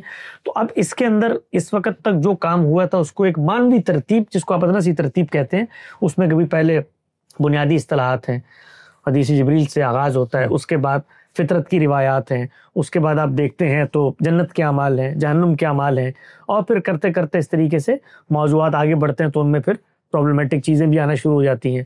خود شروع میں زیر بحث آیا کہ بھئی علم و عمل کی روایت کیا رسول اللہ کی، پھر دین کے بارے میں کیا ہے، حور کا بھی ذکر کیا آپ لوگوں نے، حور بھی ایک موقع پر آئی ہے۔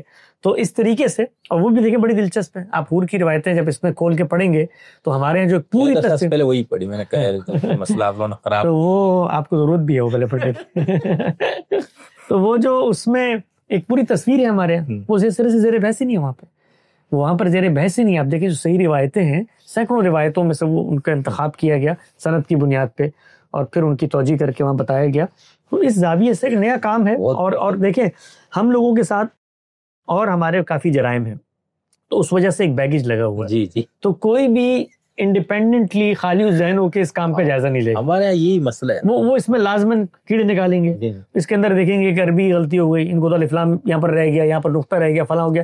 اب یہ کام مثال طور پہ ہم لوگوں نے ابھی تو لوگ ادھر گئے نہیں جہاں پر وہ لوگ پھنسے، وہ تو ابھی آپ سے آخری سوال میں کروں۔ ویسے یہ حور والے مسئلے میں جب غامدی صاحب نے کہا کہ یہ دنیا کی بیوی، تو لوگوں نے کہا پہلے تو غامدی صاحب سے ہمارا علمی اختلاف تھا، ذاتی اختلاف ہو گیا، حالانکہ دلچسپ بات ہے ہم سب نے بات کہی نہیں، ان کی ایک گفتگو، ہاں، لیکن اس میں یہ بات کہ دنیا ہی کی عورتیں ہوں گی، اللہ کوئی مخلوق اور پیدا نہیں کرے گا، یہ کہ ہمارا ان کا نقطہ نظر نہیں ہے، وہ تفصیل سے اس کو کہا کہ وہی آپ کی جو دنیا میں بیویاں بھی ہوں گی، ایسا نہیں ہے کہ باقی کوئی اللہ مخلوق پیدا نہیں کر سکتا۔ ٹھیک ہے، انا انشاء نہ ہونا۔ اچھا آخری سوال نا، آپ نے کہا کہ الف لام پہ عربی پہ اعتراض ہے، وہ تو انشاءاللہ بعد میں ہوتا رہے گا۔ ابھی تو سب سے بڑا مسئلہ یہ ہو گیا کہ آپ لوگوں نے جو کتاب کا نام علم النبی رکھا، اس پہ ہی رولا کیا ہوا ہے، اور جتنے میں نے ابھی تک اس پہ تنقیدات پڑھنے کی، دیکھنے کی کوشش کی، تو ان سب کو یہ مسئلہ ہے کہ ایک تو ہمارے جو روایتی اہل علم والے ہیں نا، مطلب جو حدیث کو مانتے ہیں، ان کا یہ نظریہ ہے کہ آپ لوگ منکر حدیث ہے یا مستخفف حدیث ہے، یا آپ لوگوں کے حدیث چونکہ دین کے عقیدہ اور عمل میں کوئی اضافے کا ذریعہ ہی نہیں، تو آپ لوگوں کو آلموسٹ وہ منکرین حدیث کے سب، ایک تو ان لوگوں نے آپ پہ الزام لگایا بھائی انہوں نے دیکھو نام بھی وہی نہیں رکھا جو وہ رائج تھا محدثین اور اس پوری اسلامی روایت میں، آپ لوگ اس کو علم النبی۔ دوسرا ہمارے پاس ڈاکٹر خضر یاسین صاحب ایک کر کے لے لیتے ہیں، ایک کر کے لے، میں نے کہا دونوں اعتراض صاف کر دیتے، کر لیں دونوں۔ نہیں تو اس پہ ان کا یہ اعتراض ہے کہ جب آپ نے علم النبی کہا تو یہ جو علم النبی سے مراد کیا ہے، یعنی نبی کا ایک تو وہ علم ہے جو ایک حیثیت یعنی بشر ہونے کی حیثیت سے، یا وہی کہ جو لینے کے علاوہ جو آپ کی حیثیت ہے اس میں آپ کی جو معلومات علم، اس میں آپ کی رائے بھی ہے، وہم بھی ہے، جو ہم انسانوں میں وہ کچھ بھی ہو سکتا ہے۔ ایک آپ کی حیثیت ہے جس میں آپ وہی کا حصول کرتے ہیں، اس کے اندر آپ بالکل الگ ہو جاتے، تو اب کیا آپ لوگ اس سے مراد لے لیں؟ یہ جو پہلی چیز جو لوگ کہہ رہے ہیں مجھے بڑی حیرانی ہوئی، میں نے دیکھا یہ ان کے نزدیک امام بخاری کی کتاب کا کیا نام ہے؟ بہت لمبا نام ہے، الجامع الصحیح نام ہے، نہیں لیکن آگے بھی نا وہ تو پورا ہے نا، یہ نام ہے الجامع الصحیح۔ تو یہ تو انہوں نے حدیث کا انکار کر دیا، امام بخاری نے حدیث کی اصطلاح نہیں رکھی اپنے نام میں۔ یعنی یہ جو ہمارے ہاں سب سے معروف کتاب ہے اس کا نام کیا ہے؟ الجامع الصحیح نام ہے نا۔ یہ کیا الجامع الصحیح بھائی؟ یہ تو حدیث تو نہیں ہے نا کہ حدیث انہوں نے لکھا ہوگا یہ حدیث ہے، انہوں نے الجامع الصحیح لکھا ہے۔ رسالت پاک صلی اللہ علیہ وسلم کی تاریخ سے اور ایامی، وہ پورا لمبا نام ہے، تو کوئی شخص اٹھ کے کہے کہ بھئی یہ تو ہمارے حدیث کی اصطلاح زیر بحث ہے، تو اس کے عنوان میں تو حدیث زیر بحث ہی نہیں ہے، تو اس پر کوئی ان پہ انکار کرے گا؟ تو میرا یہ خیال ہے کہ ان لوگوں کو رد عمل کی نفسیات سے نکلنا چاہیے۔ اب مشکات المصابیح ہے، ریاض الصالحین ہے، لوگوں نے انتخابات کیے ہوئے ہیں، تو اب کوئی اس پر یہ اعتراض کرے گا کہ یہ حدیث کی کتاب نہیں، انہوں نے حدیث تو نام ہی نہیں رکھا ہے اس کا۔ اور بھئی اس کتاب کے عنوان پر علم النبی کے نیچے کیا لکھا ہوا ہے؟ احادیث کی شرح و وضاحت، یہ لکھا ہوا ہے، بالکل ایسا ہی یہی لکھا۔ تو اس میں کون سی حدیث کی اصطلاح اور حدیث کہا جاتا ہے اس کا انکار ہو گیا؟ کیوں یہ نام کیوں رکھا؟ اس لیے رکھا، تو چلو بخاری کا الجامع صحیح وہ بتا دیں گے، اس لیے رکھا، حالانکہ آپ نے ابھی گفتگو میں بہت اچھی بات نہیں، اس لیے یہی بتایا ہے کہ جس وقت آپ حدیث کے کانٹینٹ کو پریزنٹ کرتے ہیں تو آپ کی کوئی پریزنٹیشن کی ترتیب ہوتی ہے کہ نہیں ہوتی؟ آپ کو یہ بتانا ہے کہ اس مجموعے میں کون سی روایات آپ کے پس منظر میں زیر بحث ہیں۔ تو ہم نے یہ زاویے سے دیکھا ہے کہ بھئی روایات کے کانٹینٹ انہی 3 چیزوں پہ مشتمل ہے، کچھ چوتھی چیزیں تو اضافہ کر کے بتا دیں، یہی 3 چیزیں جو روایتوں میں زیر بحث ہیں۔ تو ان میں سے یہ جو کتاب ہے یہ کس پہلو کو بیان کر رہی ہے؟ اس پہلو کو وہاں پہ بیان کر دیا، حدیث کی کتاب ہے۔ اس کے بعد جب آپ اس کو کھولتے ہیں تو پہلا جملہ کیا ہے؟ حدیث زیر بحث ہے، حدیث زمانے رسالت کی تاریخ ہے، حدیث کے بارے میں کیا رویہ اختیار کرنا ہے، مبادی تدبر حدیث کیا ہے، مقدمہ حدیث پر، تحقیق و تخریج کا منہاج حدیث پر، کتاب حدیث پر، سب کو زیر بحث حدیث پر۔ تو اس کا عنوان بتایا ہے کہ کس موضوع سے متعلق ہے۔ اور جو دوسری بات آپ نے فرمائی وہ یہ ہے کہ علم النبی رسالت پاک صلی اللہ علیہ وسلم کا علم کس زاویے سے، وہ کوئی فلسفی ہیں، کوئی حکیم ہیں، کوئی دانا ہیں، کوئی مصنف ہے، کوئی لکھاری ہیں، وہ پیغمبر ہیں۔ زیر بحث کیا ہے؟ میرے لیے رسول اللہ صلی اللہ علیہ وسلم پیغمبر ہیں، ٹھیک ہے، پیغمبر کے علم کا ظہور دین کے حوالے سے، تو دین کے حوالے سے جو ان کا علم کا ظہور ہوا ہے وہ انہی پہلوؤں سے ہوا ہے جو علم النبی میں زیر بحث ہے۔ اسی کتاب کو اگر آپ کھولیں تو اس کی تفصیل ہم نے دی ہے، میرا خیال ہے کسی نے اب تک یہ توفیق ہی اس کو نہیں ہوئی کہ وہ کتاب کو کھول کر اس کا پہلا صفحہ ہی پڑھ لے، یعنی اسی کو بیان کیا کہ علم النبی سے مراد کیا ہے۔ نہ جن صاحب کا آپ نے نام دیا، کتاب تو کہیں پہنچی نہیں تھی نا، وہ تو صرف تقریباً جب نہیں پہنچی تھی، بات لوگوں نے یہ تو جب نہیں پہنچی تھی تو اس کے بارے میں بوڑھے بڑے کہتے ہیں کہ خاموشی اختیار کرنی چاہیے، جو دل کے پپوڑے ہیں ان کو تھوڑا دیر توقف میں رکھ کے باہر نکالنا چاہیے، جو اندر آگ جل رہی ہے اس کو بچانا چاہیے تھوڑی دیر کے لیے نا۔ یعنی یہ ہم اپنی نسلوں کو کیا پیغام دے رہے ہیں؟ میں حیران ہوا کہ وہ تصویر لے کے لوگ دنیا میں اس کو شیئر کر رہے ہیں اور کتاب ان کے پاس ہی نہیں ہے۔ یعنی یہ بھی دنیا میں کبھی ہوا ہے کہ ہم کہہ رہے ہیں ہم نے حدیث پر کتاب لکھی ہے، وہ کہہ رہے ہیں آپ نے حدیث کا نام ہی تبدیل کر دیا، دیکھو ان کو حدیث کی اصطلاح سے بڑی چڑ ہے، بلکہ وہ اصطلاح اس نے وہ لگائی ہی ایک بندے، اگر چڑ ہے تو یہ حدیث کے جو عنوان ہے، جو ٹائٹل ہے، نہیں تو ان لوگ آپ لوگوں سے مسئلہ ہے تو اس وجہ سے انہوں نے پہلے ہی، تو آپ کوئی حسن ظن پر مبنی توجیہ کر دیں تو میں اس کو قبول کر لوں، یعنی میں تو قاصر ہوں اس بات سے۔ مجھے تو یہ نہیں لگتا ان کو مجھ سے، ہم لوگوں سے مسئلہ ہے، ان کو علم اور عقل سے مسئلہ ہے، ورنہ یہ کچھ بیوقوفی کی جو حرکت ہے یہ تو کوئی صاحب علم کرتے ہوئے ہزار دفعہ سوچے گا کہ ایک کتاب کے عنوان پہ لکھا ہوا ہے حدیث کی شرح و وضاحت، تو یہ عنوان جو لفظ ہے حدیث کا تو کتاب کے عنوان پہ لکھا ہوا ہے، آگے بتایا حدیث کہتے کیسے ہیں۔ رسالت پاک صلی اللہ علیہ وسلم کی قول و فعل، تقریر و تصویب کی روایت کو حدیث کہا جاتا ہے، تو کوئی جو ہمارے حدیث کی تعریف کے اندر کوئی چیز رائج ہے کچھ بھی نہیں زیر بحث، وہاں پر کچھ اختلاف ہی نہیں ہے اس کے اندر. تو میرا خیال یہ ہے کہ یہ جو لوگ اس طرح کی باتیں کرتے ہیں جس وقت، اور یہ جو باتیں لوگ کرتے ہیں، یہ زمانہ چلا گیا. میں ان کو برادرانہ مشورہ دیتا ہوں کہ اس کی بنیاد پر لوگ مطلب آپ کی تبصرے پڑھنے کے بعد لوگ یہ کہیں گے کہ اب غامدی کی بات مت سنو. وہ بھائی یہ تم لوگوں نے اتنا عرصہ کر کے دیکھ لیا، اس کو ملک سے نکال کے دیکھ لیا، اس کے بندے مار کے دیکھ لیا، اس کو دھمکیاں دے کے دیکھ لیا، اس کو کبھی مشرف کا ایجنٹ، کبھی منکر حدیث، کبھی یہ فلاں ہے فلاں، سب کچھ کہہ کے رینٹ کارپوریشن امریکہ. وہ بات رکی؟ وہ نہیں رکی. آخر میں شرمندگی سے تمہاری نسل کے لوگ آئیں گے، اسی غامدی صاحب کے ہاتھ پہ بیعت کریں گے، اس وقت کہاں منہ چھپاؤ گے؟ تو میں ان لوگوں کو تھوڑا سا، میں یہ ہر ایک کے ساتھ ہی کرتے ہیں، اس لیے میں تھوڑا سا اس معاملے میں ذرا، اپنے لوگ ہیں، میرے پیٹی بھائی ہیں مولوی، اس لیے میں تھوڑا سا جذباتی ہوتا ہوں اور میرا غصہ ان پر بنتا ہے. میں ان کی برادری کا آدمی ہوں، ہمارا آپس کا ڈومیسٹک مسئلہ ہے یہ. جب ہم ان کے اوپر غصہ کرتے ہیں تو ان کو میں یہ نصیحت کرتا ہوں، یار یہ ہمیں آپ کے لیے برا فیل ہوتا ہے جب آپ یہ حرکت کرتے ہیں نا، تو وہ آپ کے لیے برا فیل ہوتا ہے کہ آپ کل اپنی نسلوں کو، اپنے بچوں کو کیا جواب دیں گے. تو اس لیے اس طرح کی چیزوں کی کوئی اہمیت نہیں ہے.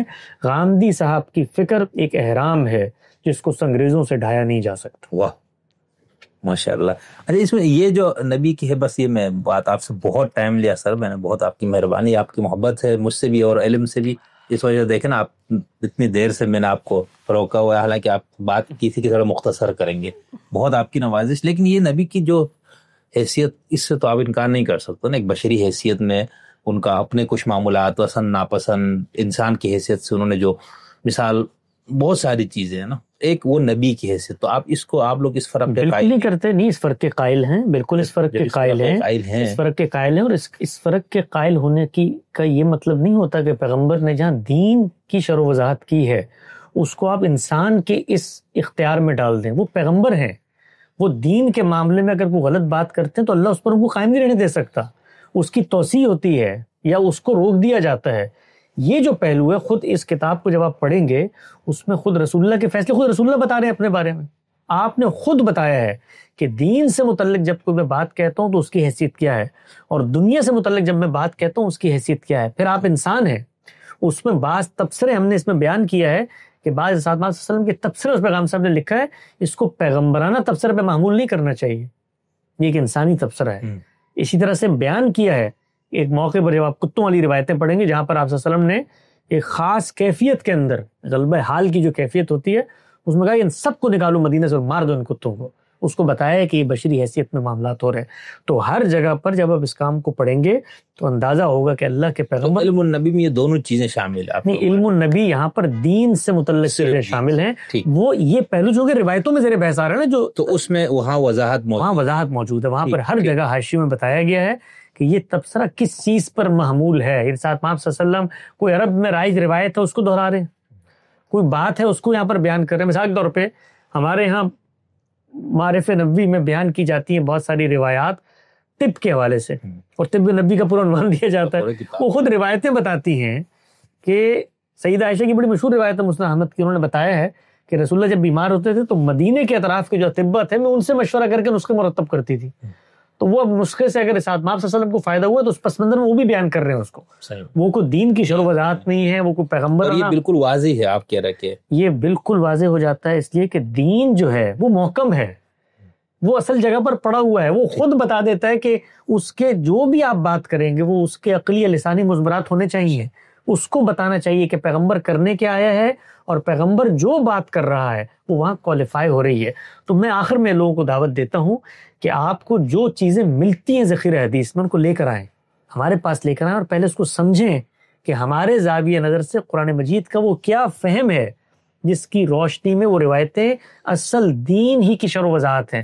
وہ کوئی مستقل بذات چیز بیان نہیں کر رہی. اور اگر آپ نے ہمارے زاویے سے قرآن کو سمجھنا ہے تو پہلے ہمارے جو تفسیر کے اصول ہیں ان کو سمجھیں. بہت خوبصورت، بہت اچھا.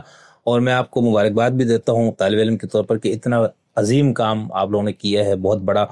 اور جن دوستوں نے کتاب کو دیکھے پڑھے بغیر ہی ماشاءاللہ کتاب کے ٹائٹل پہ، نام پہ تبصرہ فرمایا ہے، ان سے بھی بہت مؤدبانہ درخواست اور گزارش ہے کہ وہ ایک بار اس کو نظر سے گزارے.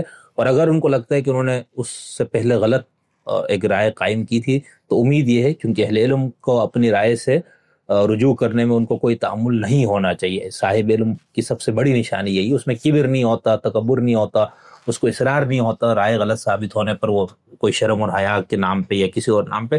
تو ان دوستوں سے انشاءاللہ بہت مجھے حسن ظن بھی ہے، امید بھی ہے کہ اگر ان کو یہ لگتا ہے کہ ہم نے صرف ٹائٹل کو دیکھ کے ہی اتنے لمبے لمبے تبصرے کر دیے اور اندر دیکھنے کا اگر ان کو لگتا ہے کہ ہم نے غلط تبصرے کیے تو انشاءاللہ وہ رجوع کریں. نہ بھی کرے تو کوئی حرج نہیں ہے، لیکن یہ کہ انسان کی اپنی دیانتداری ہوتی.